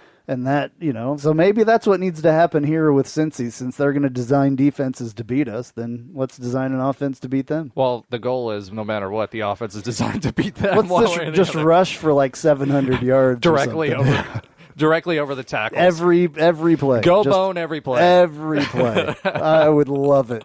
That would be awesome. It'll just wear them down. Yeah, we'll just absolutely. We need to take some of our defensive line guys and be able to play them as offensive line, so we can just rotate the entire time. It's like the refrigerator Perry years. Exactly. Is that what we're doing? Yeah, that'd be awesome. All right. So what do you think, Cincy? Is that a win? I think so. I think our guys this year have a lot to prove after that game last year. I think their mindset's they were different. Embarrassed. I would be embarrassed with a couple of those games last year. So these last two, I think that we win. I'm no with question. you on that. We aren't even going to talk about the cows. We don't need to talk about them. Yeah. For Kevin Reese. There it is. We don't need to talk about those guys. All right. So we're undefeated. Yeah, absolutely. All right, an hour and 29 minutes into the show. Let's do a commercial. It's more than time. And when we come back, we'll hear from Kyle Israel. Hey, this is Travis Dever, Kai's Real Estate, the Dever team, New Smyrna Beach. Your source for real estate and everything else, New Smyrna Beach. Proud sponsor of Knightline. Call me anytime at 386-690-1636. That's 386-690-1636. Let me show you my hometown, New Smyrna Beach, UCF's favorite beach. Go Knights and charge on. Raising the bar on what to expect from your personal injury attorney is our commitment to you at Chad Barr Law. I'm Chad Barr, and as a UCF alum, I am proud to present Knightline at Night, Central Florida's only call-in show dedicated to our UCF Knights, every Tuesday at 9 p.m. And remember, if you or a loved one are injured in an auto accident, call us at 407-599-9036 to schedule your free consultation, or visit us at chadbarlaw.com. Offices Altamont Springs. Go Knights, charge on.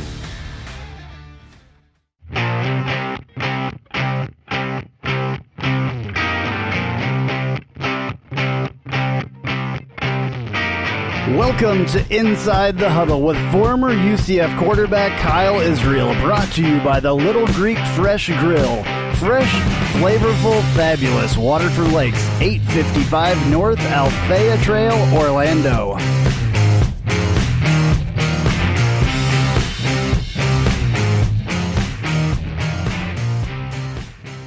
All right, please welcome back former UCF quarterback and our analyst for years now on the Knightline Sports Network, Kyle Israel.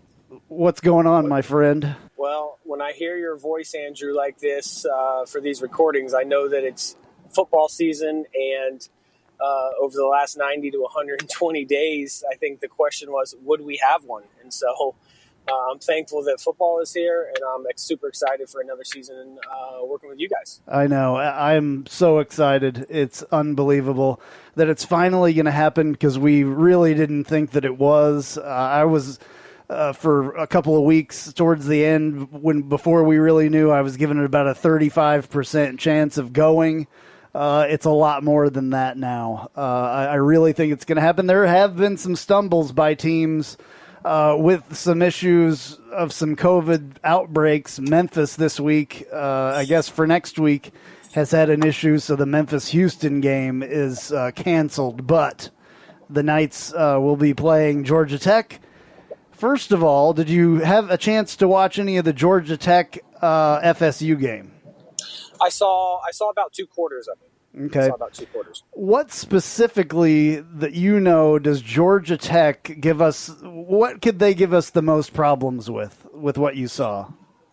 Well, I don't know. They didn't look very good. And neither did Florida State. Yeah. But with that being said, first and foremost, they've got a phenomenal coaching staff. What they've built there, the assistants that they have. Obviously, I'm familiar with Brent Key, as he was the offensive line coach at UCF when I was playing.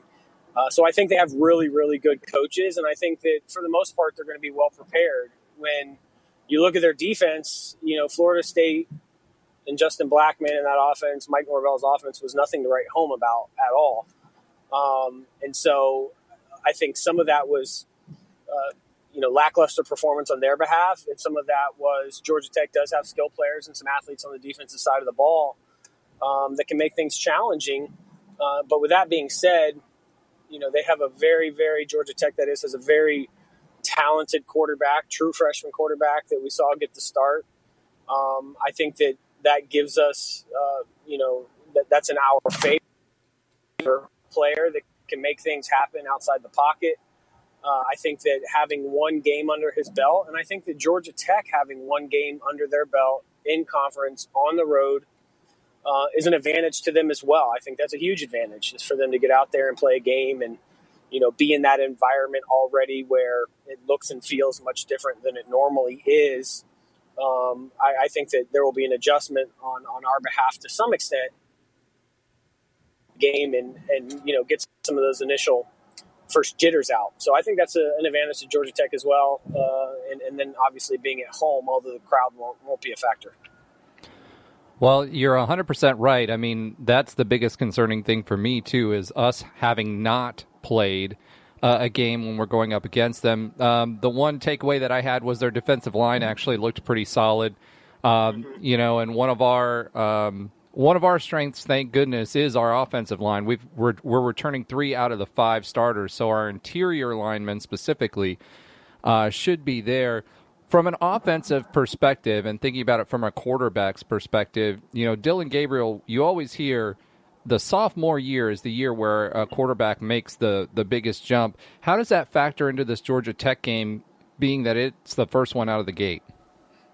Well, I think that there's a few things. Number one, I think that if Dylan has prepared the way that I'm anticipating he's prepared, being around Coach Heupel and McKenzie and other guys in the locker room, I feel like Dylan is poised to, play really well and have a great season.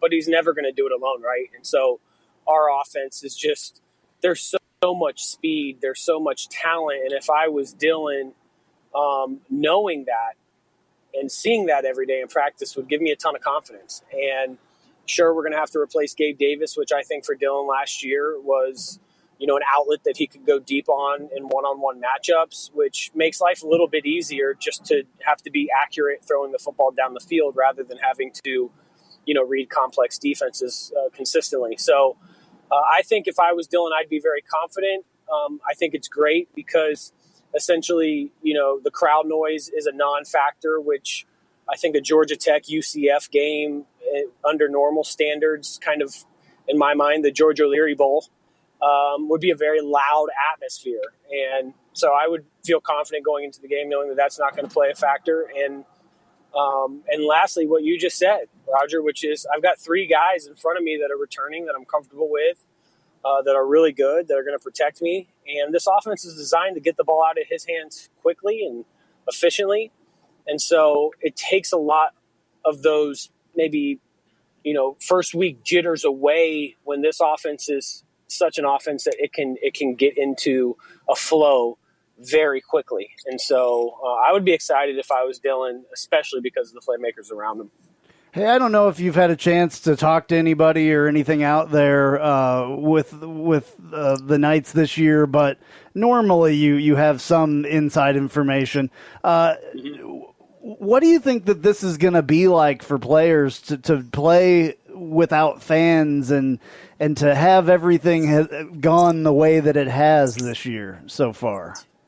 Well, to be quite honest, it's been very challenging to get any information. And I think everybody's... You and me both, my friend. I think everybody's world has been so flipped upside down that, there's not the normal just buzz and conversation that you would feel in any other year. And a little bit of that's expected, right? But even information coming out and just talk or the rumor mill or those sorts of things, just non-existent, or at least not as much as it's normally there. So I don't have a ton of insight in regards to inside details as it is right now. I will say that at the end of the day, Andrew, you know that I played football overseas, and many times, for example, in Poland, we played in front of 800 people, 700 people. And the one thing that I always said coming out of that is I didn't care, nor did I notice if there were any fans there. It was more always once you got between the white lines, there's some type of chemical release in the brain, whether it's dopamine or neuroadrenaline or whatever it is, that kind of brings you into it and really allows you to focus and have energy and get excited. And so although kind of that ancillary buzz around a game or going into a game or on campus, or certainly just pulling up to a stadium and seeing thousands of people tailgate, that does give you juice. But I have real lived experience that says you can walk between the lines with nobody around and still get excited about a football game. And I think that's the case for most college or professional football players or high school football players at this point in time. They've been so isolated. Life has been so different that getting out there and playing is the best thing possible for that. And I think they'll get up for it.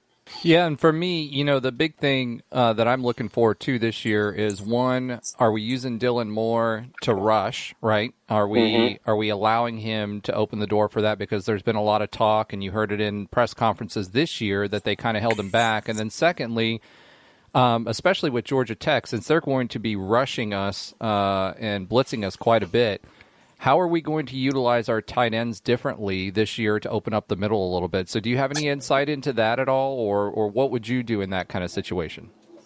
I mean, I think that's a really good question, first off. And really the tight end is the type of position that, if played correctly and if utilized correctly, really just messes everything up for a defense, because generally it's a linebacker covering a tight end, especially in our offense where our skill players, certainly our slot receivers, are so athletic and speedy that you have to bring a safety down or put a safety over the top of them in coverage, or you risk, really being beat if you run a linebacker out. So that gives our tight ends generally one-on-one opportunities in man or zone coverage to make plays. And if we're able to get that position really involved in the game, and really involved means, 10 targets a game, 6 to 8 completions in the game to a tight end, then you start to put a lot of pressure on a defense when you look at a team like ours that has the speed that it does. So if I was Dylan, if I was Coach Heupel, I would make it an emphasis with the size of our tight ends, with the athleticism of our tight ends, to do just that. And if we need to remember how powerful that position can be, we just need to go back to Jordan Akins and think about in 2017 what we were able to do utilizing him in the passing game. And that opened so many other players up. That gave Traquan Smith one-on-one coverage on the outside. And so I think it's a great thought by you, Roger, to figure out how do we utilize that tight end? Will we utilize them? And if so, it's going to be intriguing to see, what a defense does to kind of adjust to that, because that's a pressure point that we always haven't had. And that's something that maybe our fan base isn't always used to seeing, is us utilizing that position. And it can really be used to our advantage if done correctly. Yeah, I've said all along that I was shocked that Heupel didn't use the tight end more here, because when he was at Missouri, he used the tight end all the time.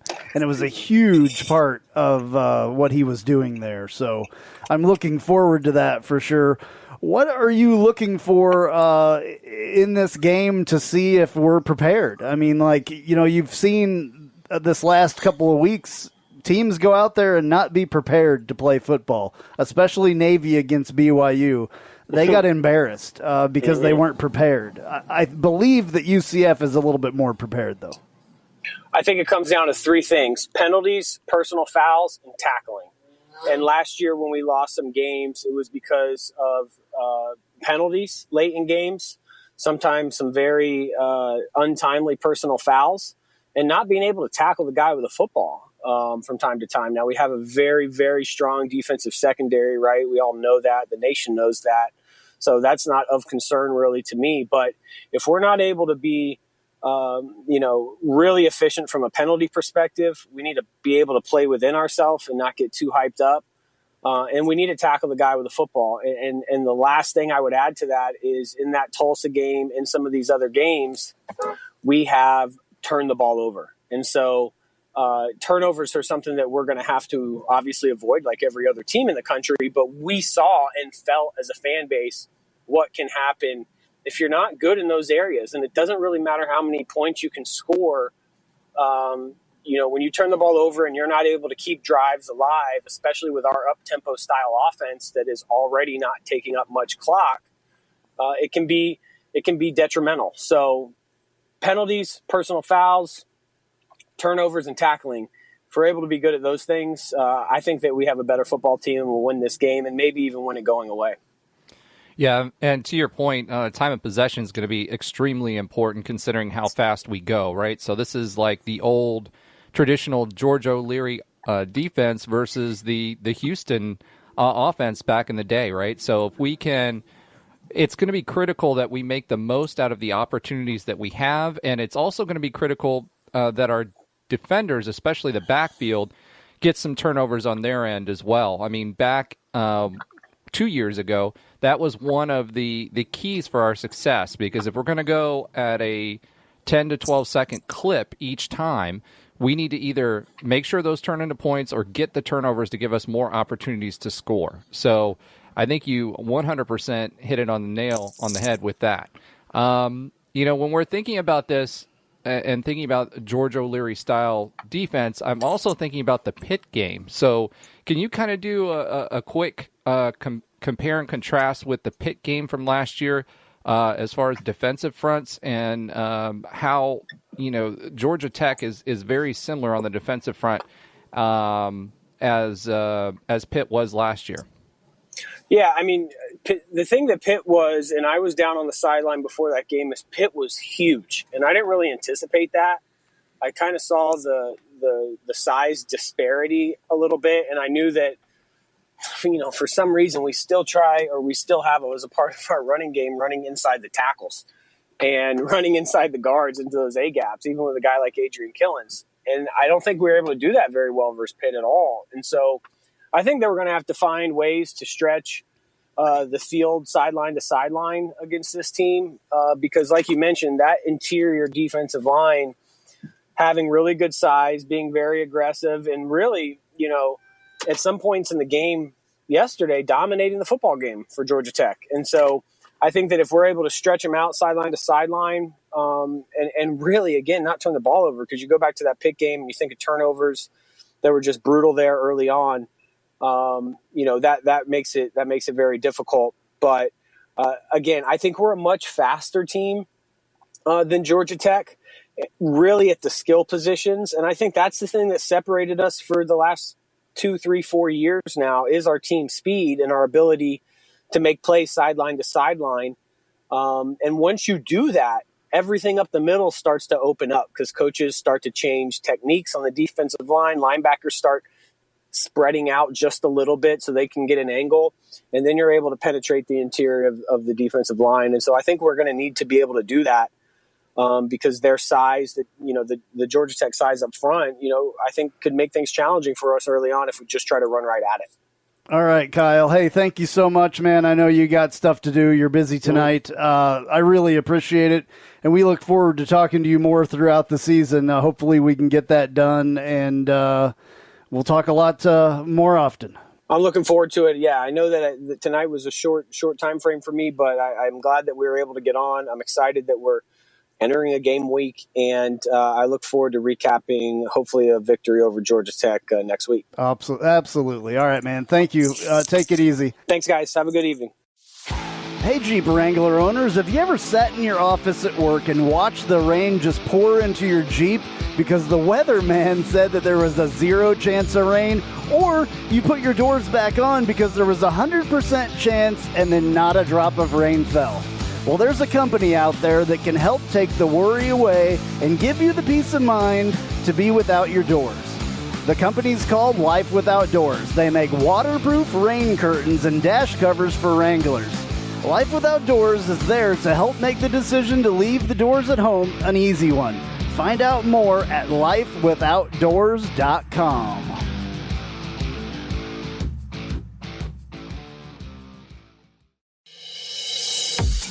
I'm Jeff Allen. Join me each and every week on the Knightline Sports Network for the AAC Report. We bring you in-depth coverage of each school in football, basketball, baseball, softball, soccer, golf, tennis, and more, as well as bring you insider interviews and focus in on the biggest games and news of the week. That's all right here each week on the AAC Report, only on the Knightline Sports Network. All right, good to hear from Kyle again. We haven't talked to him in a long time. It's been so long since we've had live sports that it feels like forever, honestly. And I didn't really know if we were doing this at all anyway, as far as like having a season, so I waited to bring Kyle in. At that time, he had a very important meeting that he had to do tonight, so, it was a short deal. Normally we have him on for like a half hour or whatever, but still good to talk to him, and we'll talk to him next week as well after the game, and we'll be able to talk about a lot more stuff. Definitely a lot more detailed X's and O's, and it's great to see it through. I know you've seen it through the defensive side, right? I've seen it through the defensive side, but it's nice to see it through a quarterback's eyes as well. So he brings a great perspective for us on that side. Absolutely. All right, so there was some recruiting news that we can get to here. We're developing a little bit of an Arizona pipeline. Why don't you tell us about it? Yeah, so speaking of quarterbacks, you saw my lead in there. We got a commitment, not signed because we can't sign him yet, but from a 3-star dual threat quarterback from Chandler, Arizona. This will make our second Arizona quarterback now. So this is 2 in a row from Arizona. Parker Navarro is the one from this year. And Brock Purdy was another one we were looking at but before. We didn't get him. He went to Iowa State. No, I know, but so, we're definitely looking at that. It doesn't matter. If they're not here, it doesn't matter. All right, so poof be gone. All right, so that being said, this guy's name is Mikey Keene, and I'm really excited about him. He's actually from the same town as our kicker, Mr. Obarski. So it's a kind of interesting factoid there. They played at rival schools. Mikey actually plays at the largest high school in Arizona. And what's interesting about him is his high school is the number 7 school in the country last year. So he's not just rating high and playing on a great team for the state of Arizona nationally. So his particular team actually crosses state lines to play others. As a junior last year, he led the team to their 5th straight state championship. So that's a winning pedigree. He threw for 2,835 yards, 23 touchdowns, and here's what's really exciting for us, 73% completion percentage, right? That's pretty good. That's unheard of. Yeah.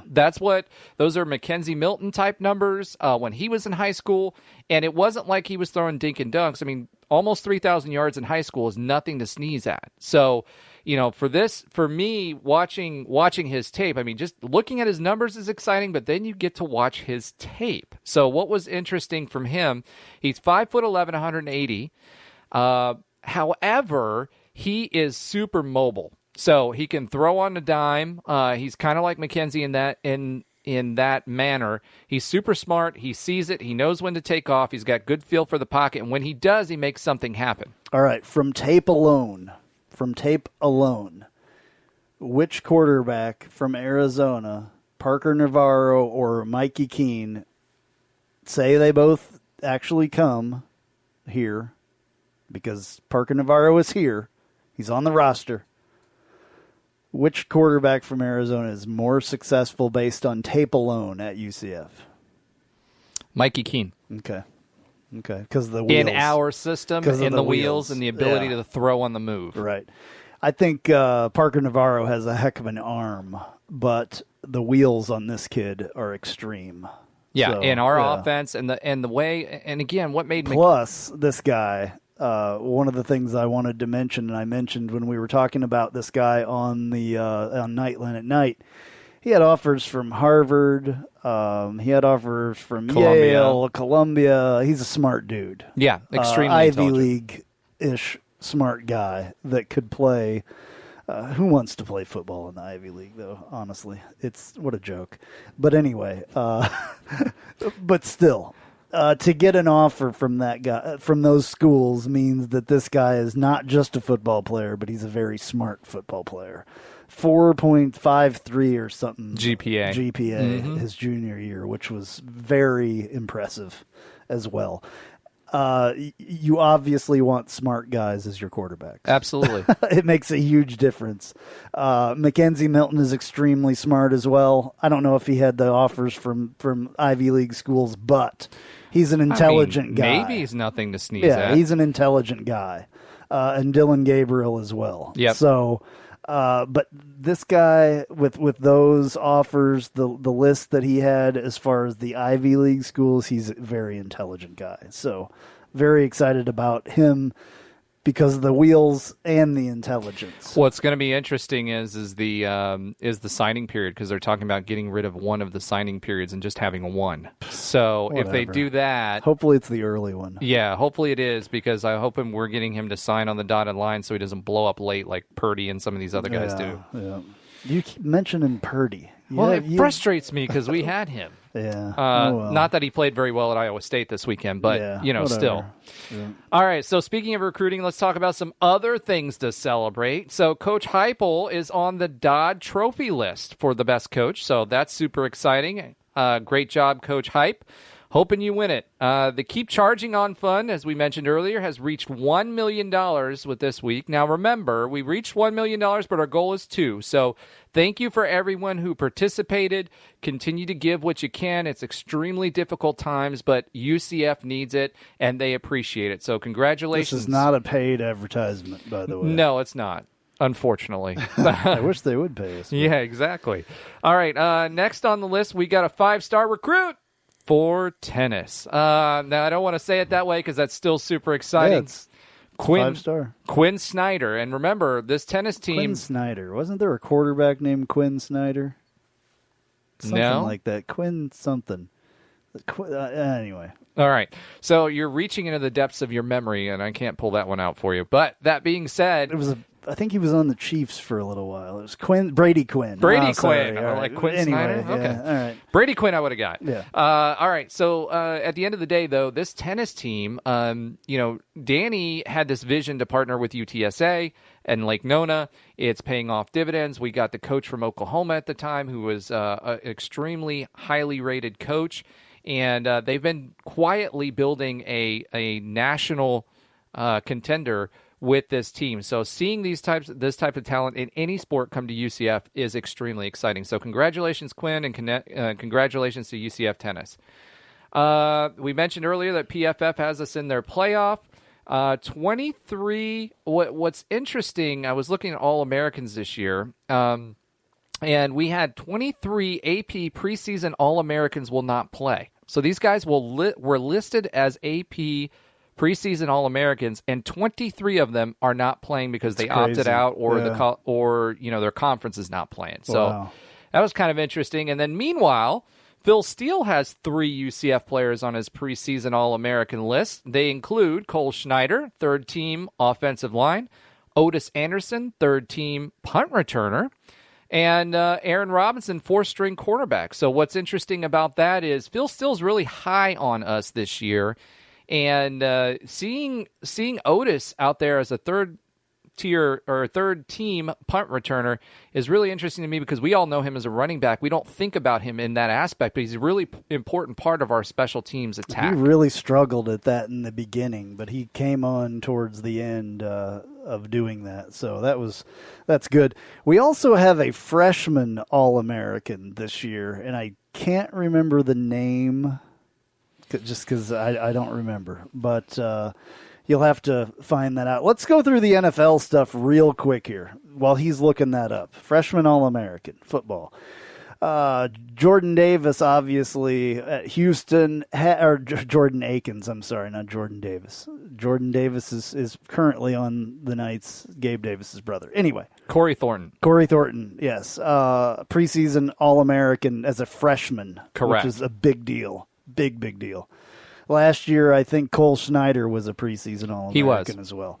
Okay, so Jordan Akins playing for Houston had a great game the other night against my Chiefs. Not good enough, obviously. He had a touchdown. He did.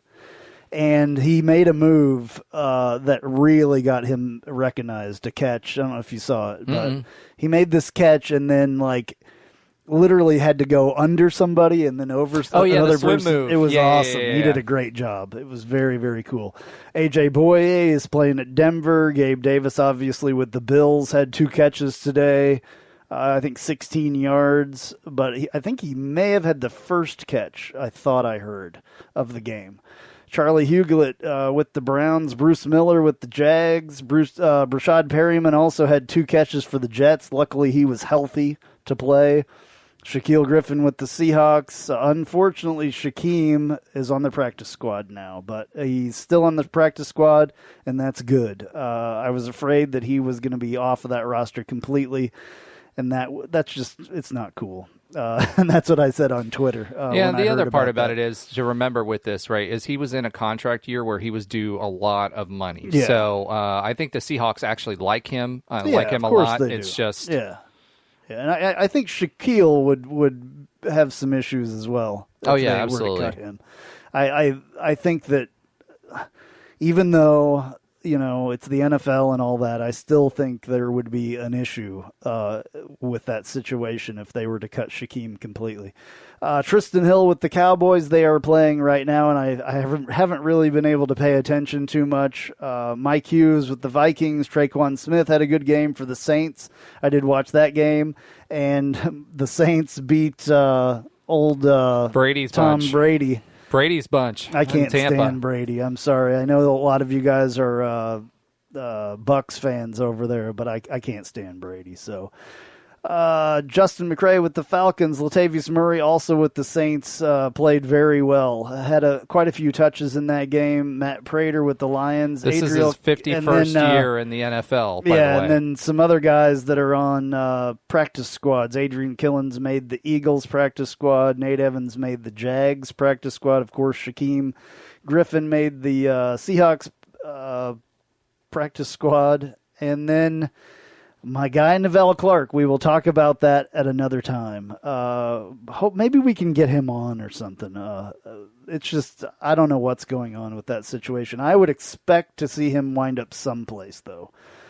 And who makes the biggest impact? I was saying it was going to be him this year, but I guess I'm going to say of the guys that are from last year's class, obviously it's going to be Gabe Davis. So I think Jordan Akins, though, overall of the guys that are on rosters, I think Jordan Akins can really make a huge impact there in Houston because he's in his 3rd or 4th year and playing very, very well. I think he will be one of the premier tight ends in the NFL at some point. Yeah, so to your point, I went Gabe Davis. I sold out, right? But at the end of the day, I think who makes the biggest impact? I actually like either Latavius Murray or AJ Bouye. Denver needed a shutdown corner, and he's played extremely well for the Jags, so I like him there. Latavius Murray, he showed a lot towards the end of last season, and if he can get enough carries, he's going to make a huge impact for the Saints. All righty.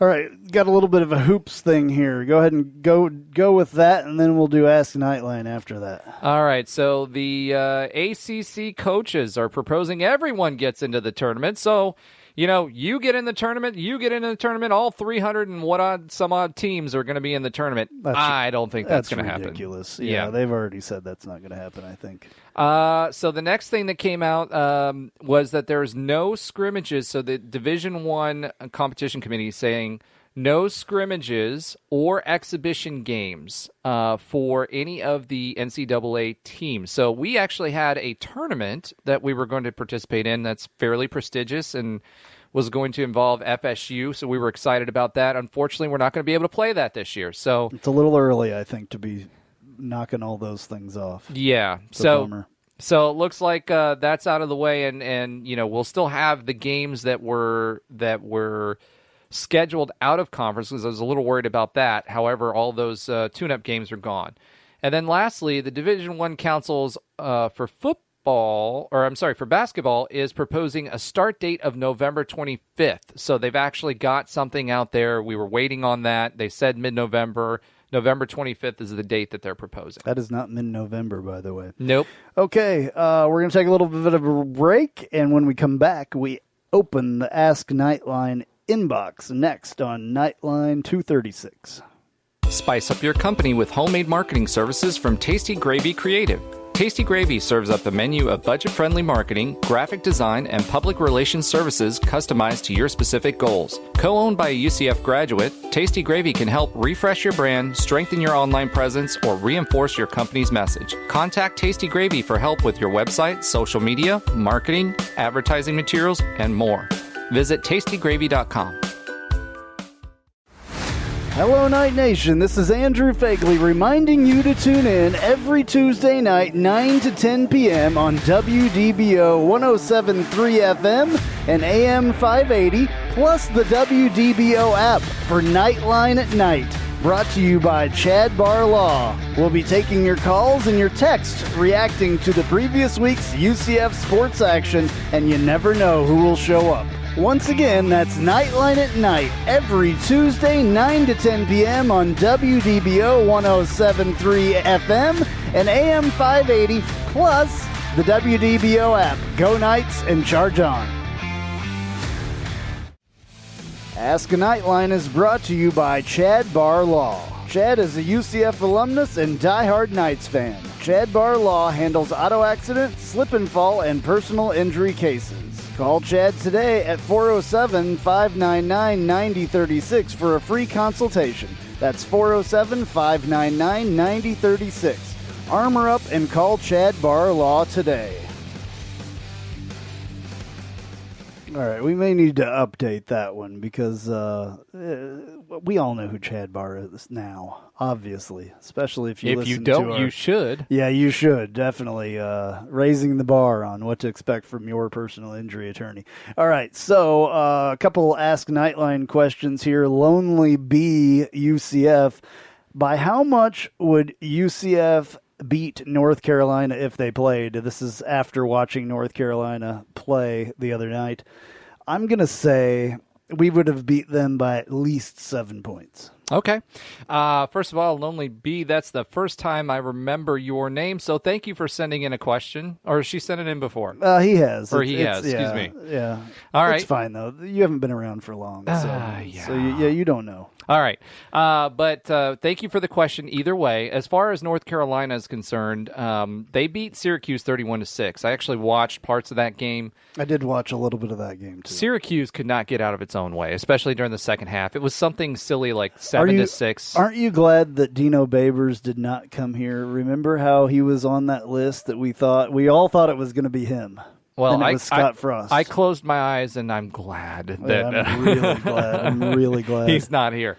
But yeah, I to your point, to your question, they scored 31 points. Our offense, even last year, scored in the 40s. So I'm going to go with probably a 14-point win. Okay.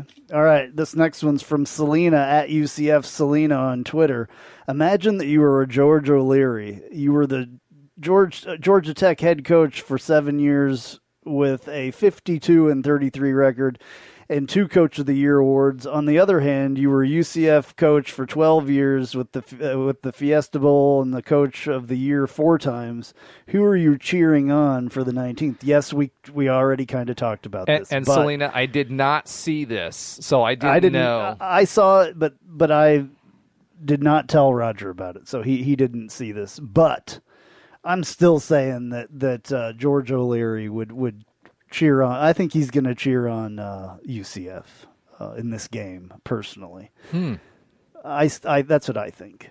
He should. Does he have a statue at... No, but he's in their Hall of Fame and a bunch of other things out there, too. Is he in... maybe he's not in our Hall of Fame. He probably... Is he in our Hall of Fame? I'm not sure. He probably will be at some point. He's got a statue on our campus. What other coach has a statue on our campus? Nobody. So he better be rooting for UCF. That's all I'm saying. All right. I'll take that. All right. Golden Knight 2 on Twitter. with all the teams we see playing in the American and the other conferences that have produced mediocre to questionable results, do you think UCF will struggle in the first game or pick up where they left off in 2019? We talked about this a little bit as well. I don't think that we're going to have any struggle. I think that we're going to pick it up. I think these guys have worked really hard in the offseason by everything that I've heard. I think we're going to pick it right up and go strong from the beginning. They know that we need to be undefeated. These kids read stuff. They watch stuff on TV. They know the situation. They know that this is their chance to get in the championship playoff or whatever, the invitational. They know that. So I think that they're going to take every chance that they can to succeed this year, and I think we're winning all of them. Yeah, for me, I'm going to say that they will not struggle beyond the first half. So, Dylan does have a few new targets to go to. He has some old ones too. So Marlon Williams, he's played with him before. He's played with Trey before, but he's got some new targets, and they're going to ask him to do a few different things. So I think, in the past we've had tune-up games that we've been able to get those first game jitters out. I think once he makes it beyond the first half, I think he's good. And remember, unlike many of those other teams, we have been practicing full bore this entire time and I will say this, with a lot of precautions in place, but we've been tackling, we've been running drills, we've done really well at the bubble, so I feel like we'll be good. All righty. And Drew B. from NYC, who is our good friend Drew Belani, by the way, asks, is USF back? No, they're not back. They haven't been back since they were number 2 at one point in the whatever season that was. They're not back. Hopefully they're never going to be back. Wow. Yeah, all right. He's upset, but no, I'm not upset, but no, they're not back. Drew, unfortunately, Drew's messing with me. Yeah, they are definitely not back. They're back in their Waste Pro uniforms that they've got going on. That's what they're back in, but absolutely not. All right, and finally, Michael Ratowski from Facebook writes, was this Danny White's first failure not getting another game or two scheduled and added this season, even with some FBS schools? I don't think it was a failure. I just think that it's the year 2020. It's just what it is. It just happens to be that things did not work out. In fact, our good friend Andrew Wright wrote back to Mr. Rutkowski. There was no failure. He tried hard to add games. It's practically impossible with the limited time, limited resources, and limited openings. Scheduling teams to play is difficult even when there's enough time to do it. See, so I'm going to take a different tact. I don't think it was a failure. I'm not saying that at all, but I think his reasons for doing it were twofold. One, he has one of the greatest marks of a leader is being able to lean into problematic situations, right? He has not given up our stance for scheduling for the future, right? He didn't want to get into a situation where we're dealing with like some of these other folks who are getting 2-for-1s and only one at home. So that's number one. Number two, financially, I don't think it makes sense to add those teams either if they're for away games. So that's the other part of that equation that he's looking at too, is does it make dollars and cents with 25% capacity, even with 25% capacity, for people to do that? At this stage of the game, I'm sure he's run the numbers and he said, okay, unless we get a big name opponent, 4 games are going to get us approximately about the same amount of money, and we'd lose more if we added those 2, and we can't go beyond 25%. So I'm pretty sure he's done the math. So I don't think it's a failure. I think it's a methodical, thought-out decision. All right. We have a late entry, by the way. This one came in 2 minutes ago on Facebook. So live and breaking. Yeah, Phil, and I am going to mess up your last name like I've never messed up a last name before. I know who you are, but I cannot say your last name.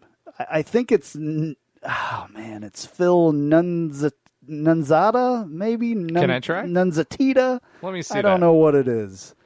I know who you are, though. All right, I'm going to try it. It's either Nunziata or Nunziata. Okay, all right. It's a good Italian guy, though. We know that. All right, anyway. What UCF player has had the best NFL career, he asks. Ever? Ever, I think. What UCF player has had the best NFL career? So... This could take... I could go 3 different directions on this question. We could talk for an hour on this, and I don't think that this is appropriate to talk for an hour when we're 2 hours and 12 minutes into it. Do we want to save it for next week and put it in? No, let's go with it real quick. Because, okay. I mean, this is like almost live. I mean, he has no idea we're recording right now. He just had the mental wherewithal to send us a thing. Wherewithal. I like that. All right. I like this guy too, by the way. Wow. I'm going to say, off the top of my head, I'm just going to say it, Brandon Marshall.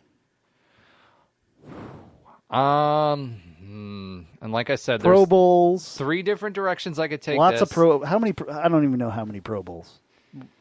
I mean, yeah, but again, he hasn't played in the big game. So and that's not his fault. It's been on the teams that he's been on, and that's the big knock. I mean, you've got Asante Samuel who's out there as well, and he's got the Super Bowl rings. Yeah. So when you look at are we measuring success or the best player? If we're talking about success, I think it might be Asante Samuel. Yeah. Let's see how many 6 times in the Pro Bowl for Brandon Marshall. 6 times. What about Asante Samuel? Let's see. Asante Samuel. 2-time Super Bowl champion, 4 times Pro Bowl. So, I mean, there could be a strong argument for either one of those guys. That's what I said. There's 3 different ways. You could even say Matt Prater. The guy's been in the league forever. Yeah, that's true. He's a kicker, though. That's why I'm saying you could go multiple ways. Totally a different. You're barely a football player when you're a kicker. Wow. By the way, I just have to say, it was a great question though, and I'm sure this could be debated for hours. Like I said, but there's your answer from me, and there's your answer from Roger. I'm sure we'll talk about that again at some point. Thank you so much for your questions, by the way. I was kind of worried that we weren't going to get too many questions because we've been not doing this thing regularly. We're getting there, though. We're getting there. We have football to talk about finally, and we're getting there. So thank you for your questions. Look forward to it every week. This has always been my favorite part of the show, even though sometimes I get some questions that are a little weird. But none of these were that weird, except Drew's. Drew's was a little weird. Well, nobody's asked what shorts you're wearing this week, so... It's true. I'm probably a little disappointed. Okay, well... It's football season, so we're back to cargo shorts, right? Yeah. You can carry more stuff in cargo shorts. Yeah, unfortunately, no tailgating this year. I'm still a little bummed about that. All right. Thank you for your questions. And now, news and notes from the world of UCF sports.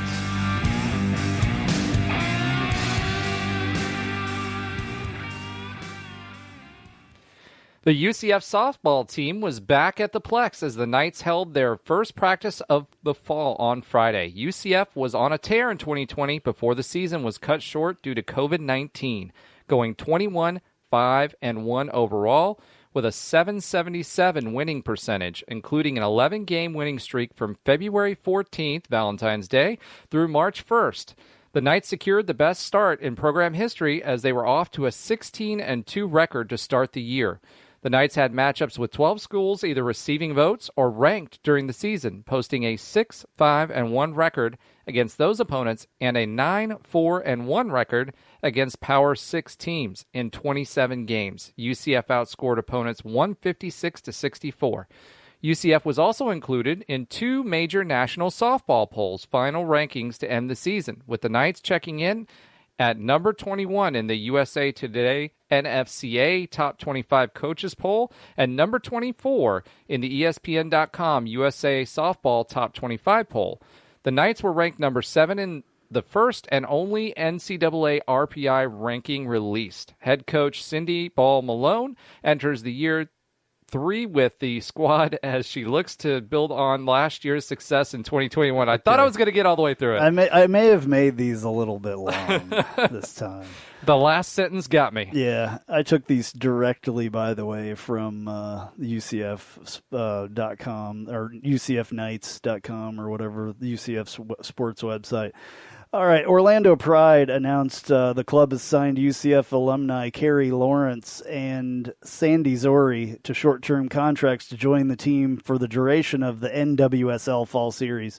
Lawrence rejoins the Pride after she was initially waived ahead of the NWSL Challenge Cup. She previously signed with the team in January 2020, but did not make an appearance. While at UCF, she was a 3-year letter winner from 2016 to 18, making 49 appearances, scoring 4 goals, and adding 11 assists. In her final campaign with the Knights, Lawrence was named to the United Soccer Coaches Association Third Team All-Region and American Athletic Conference Second Team All-Conference.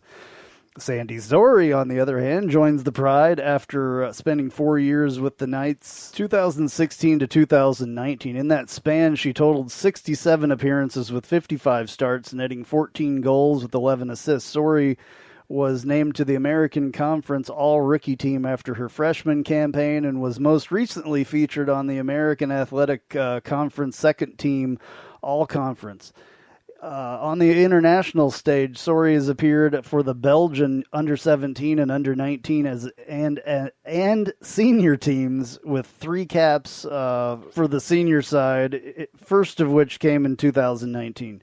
The 2 UCF alumna will join teammate Kanya Plummer for the Jamaican International and was drafted number 10 overall by the Pride in the 2020 NWSL College Draft. So those were long. I apologize, but it was information that you probably didn't know because I didn't know it.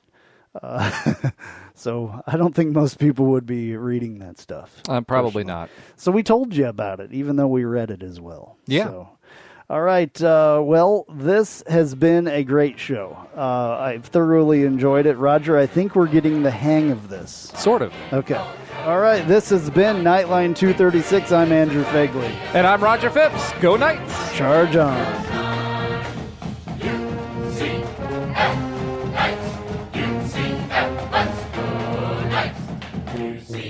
Charge on to the field. With our spirits, we'll never yield.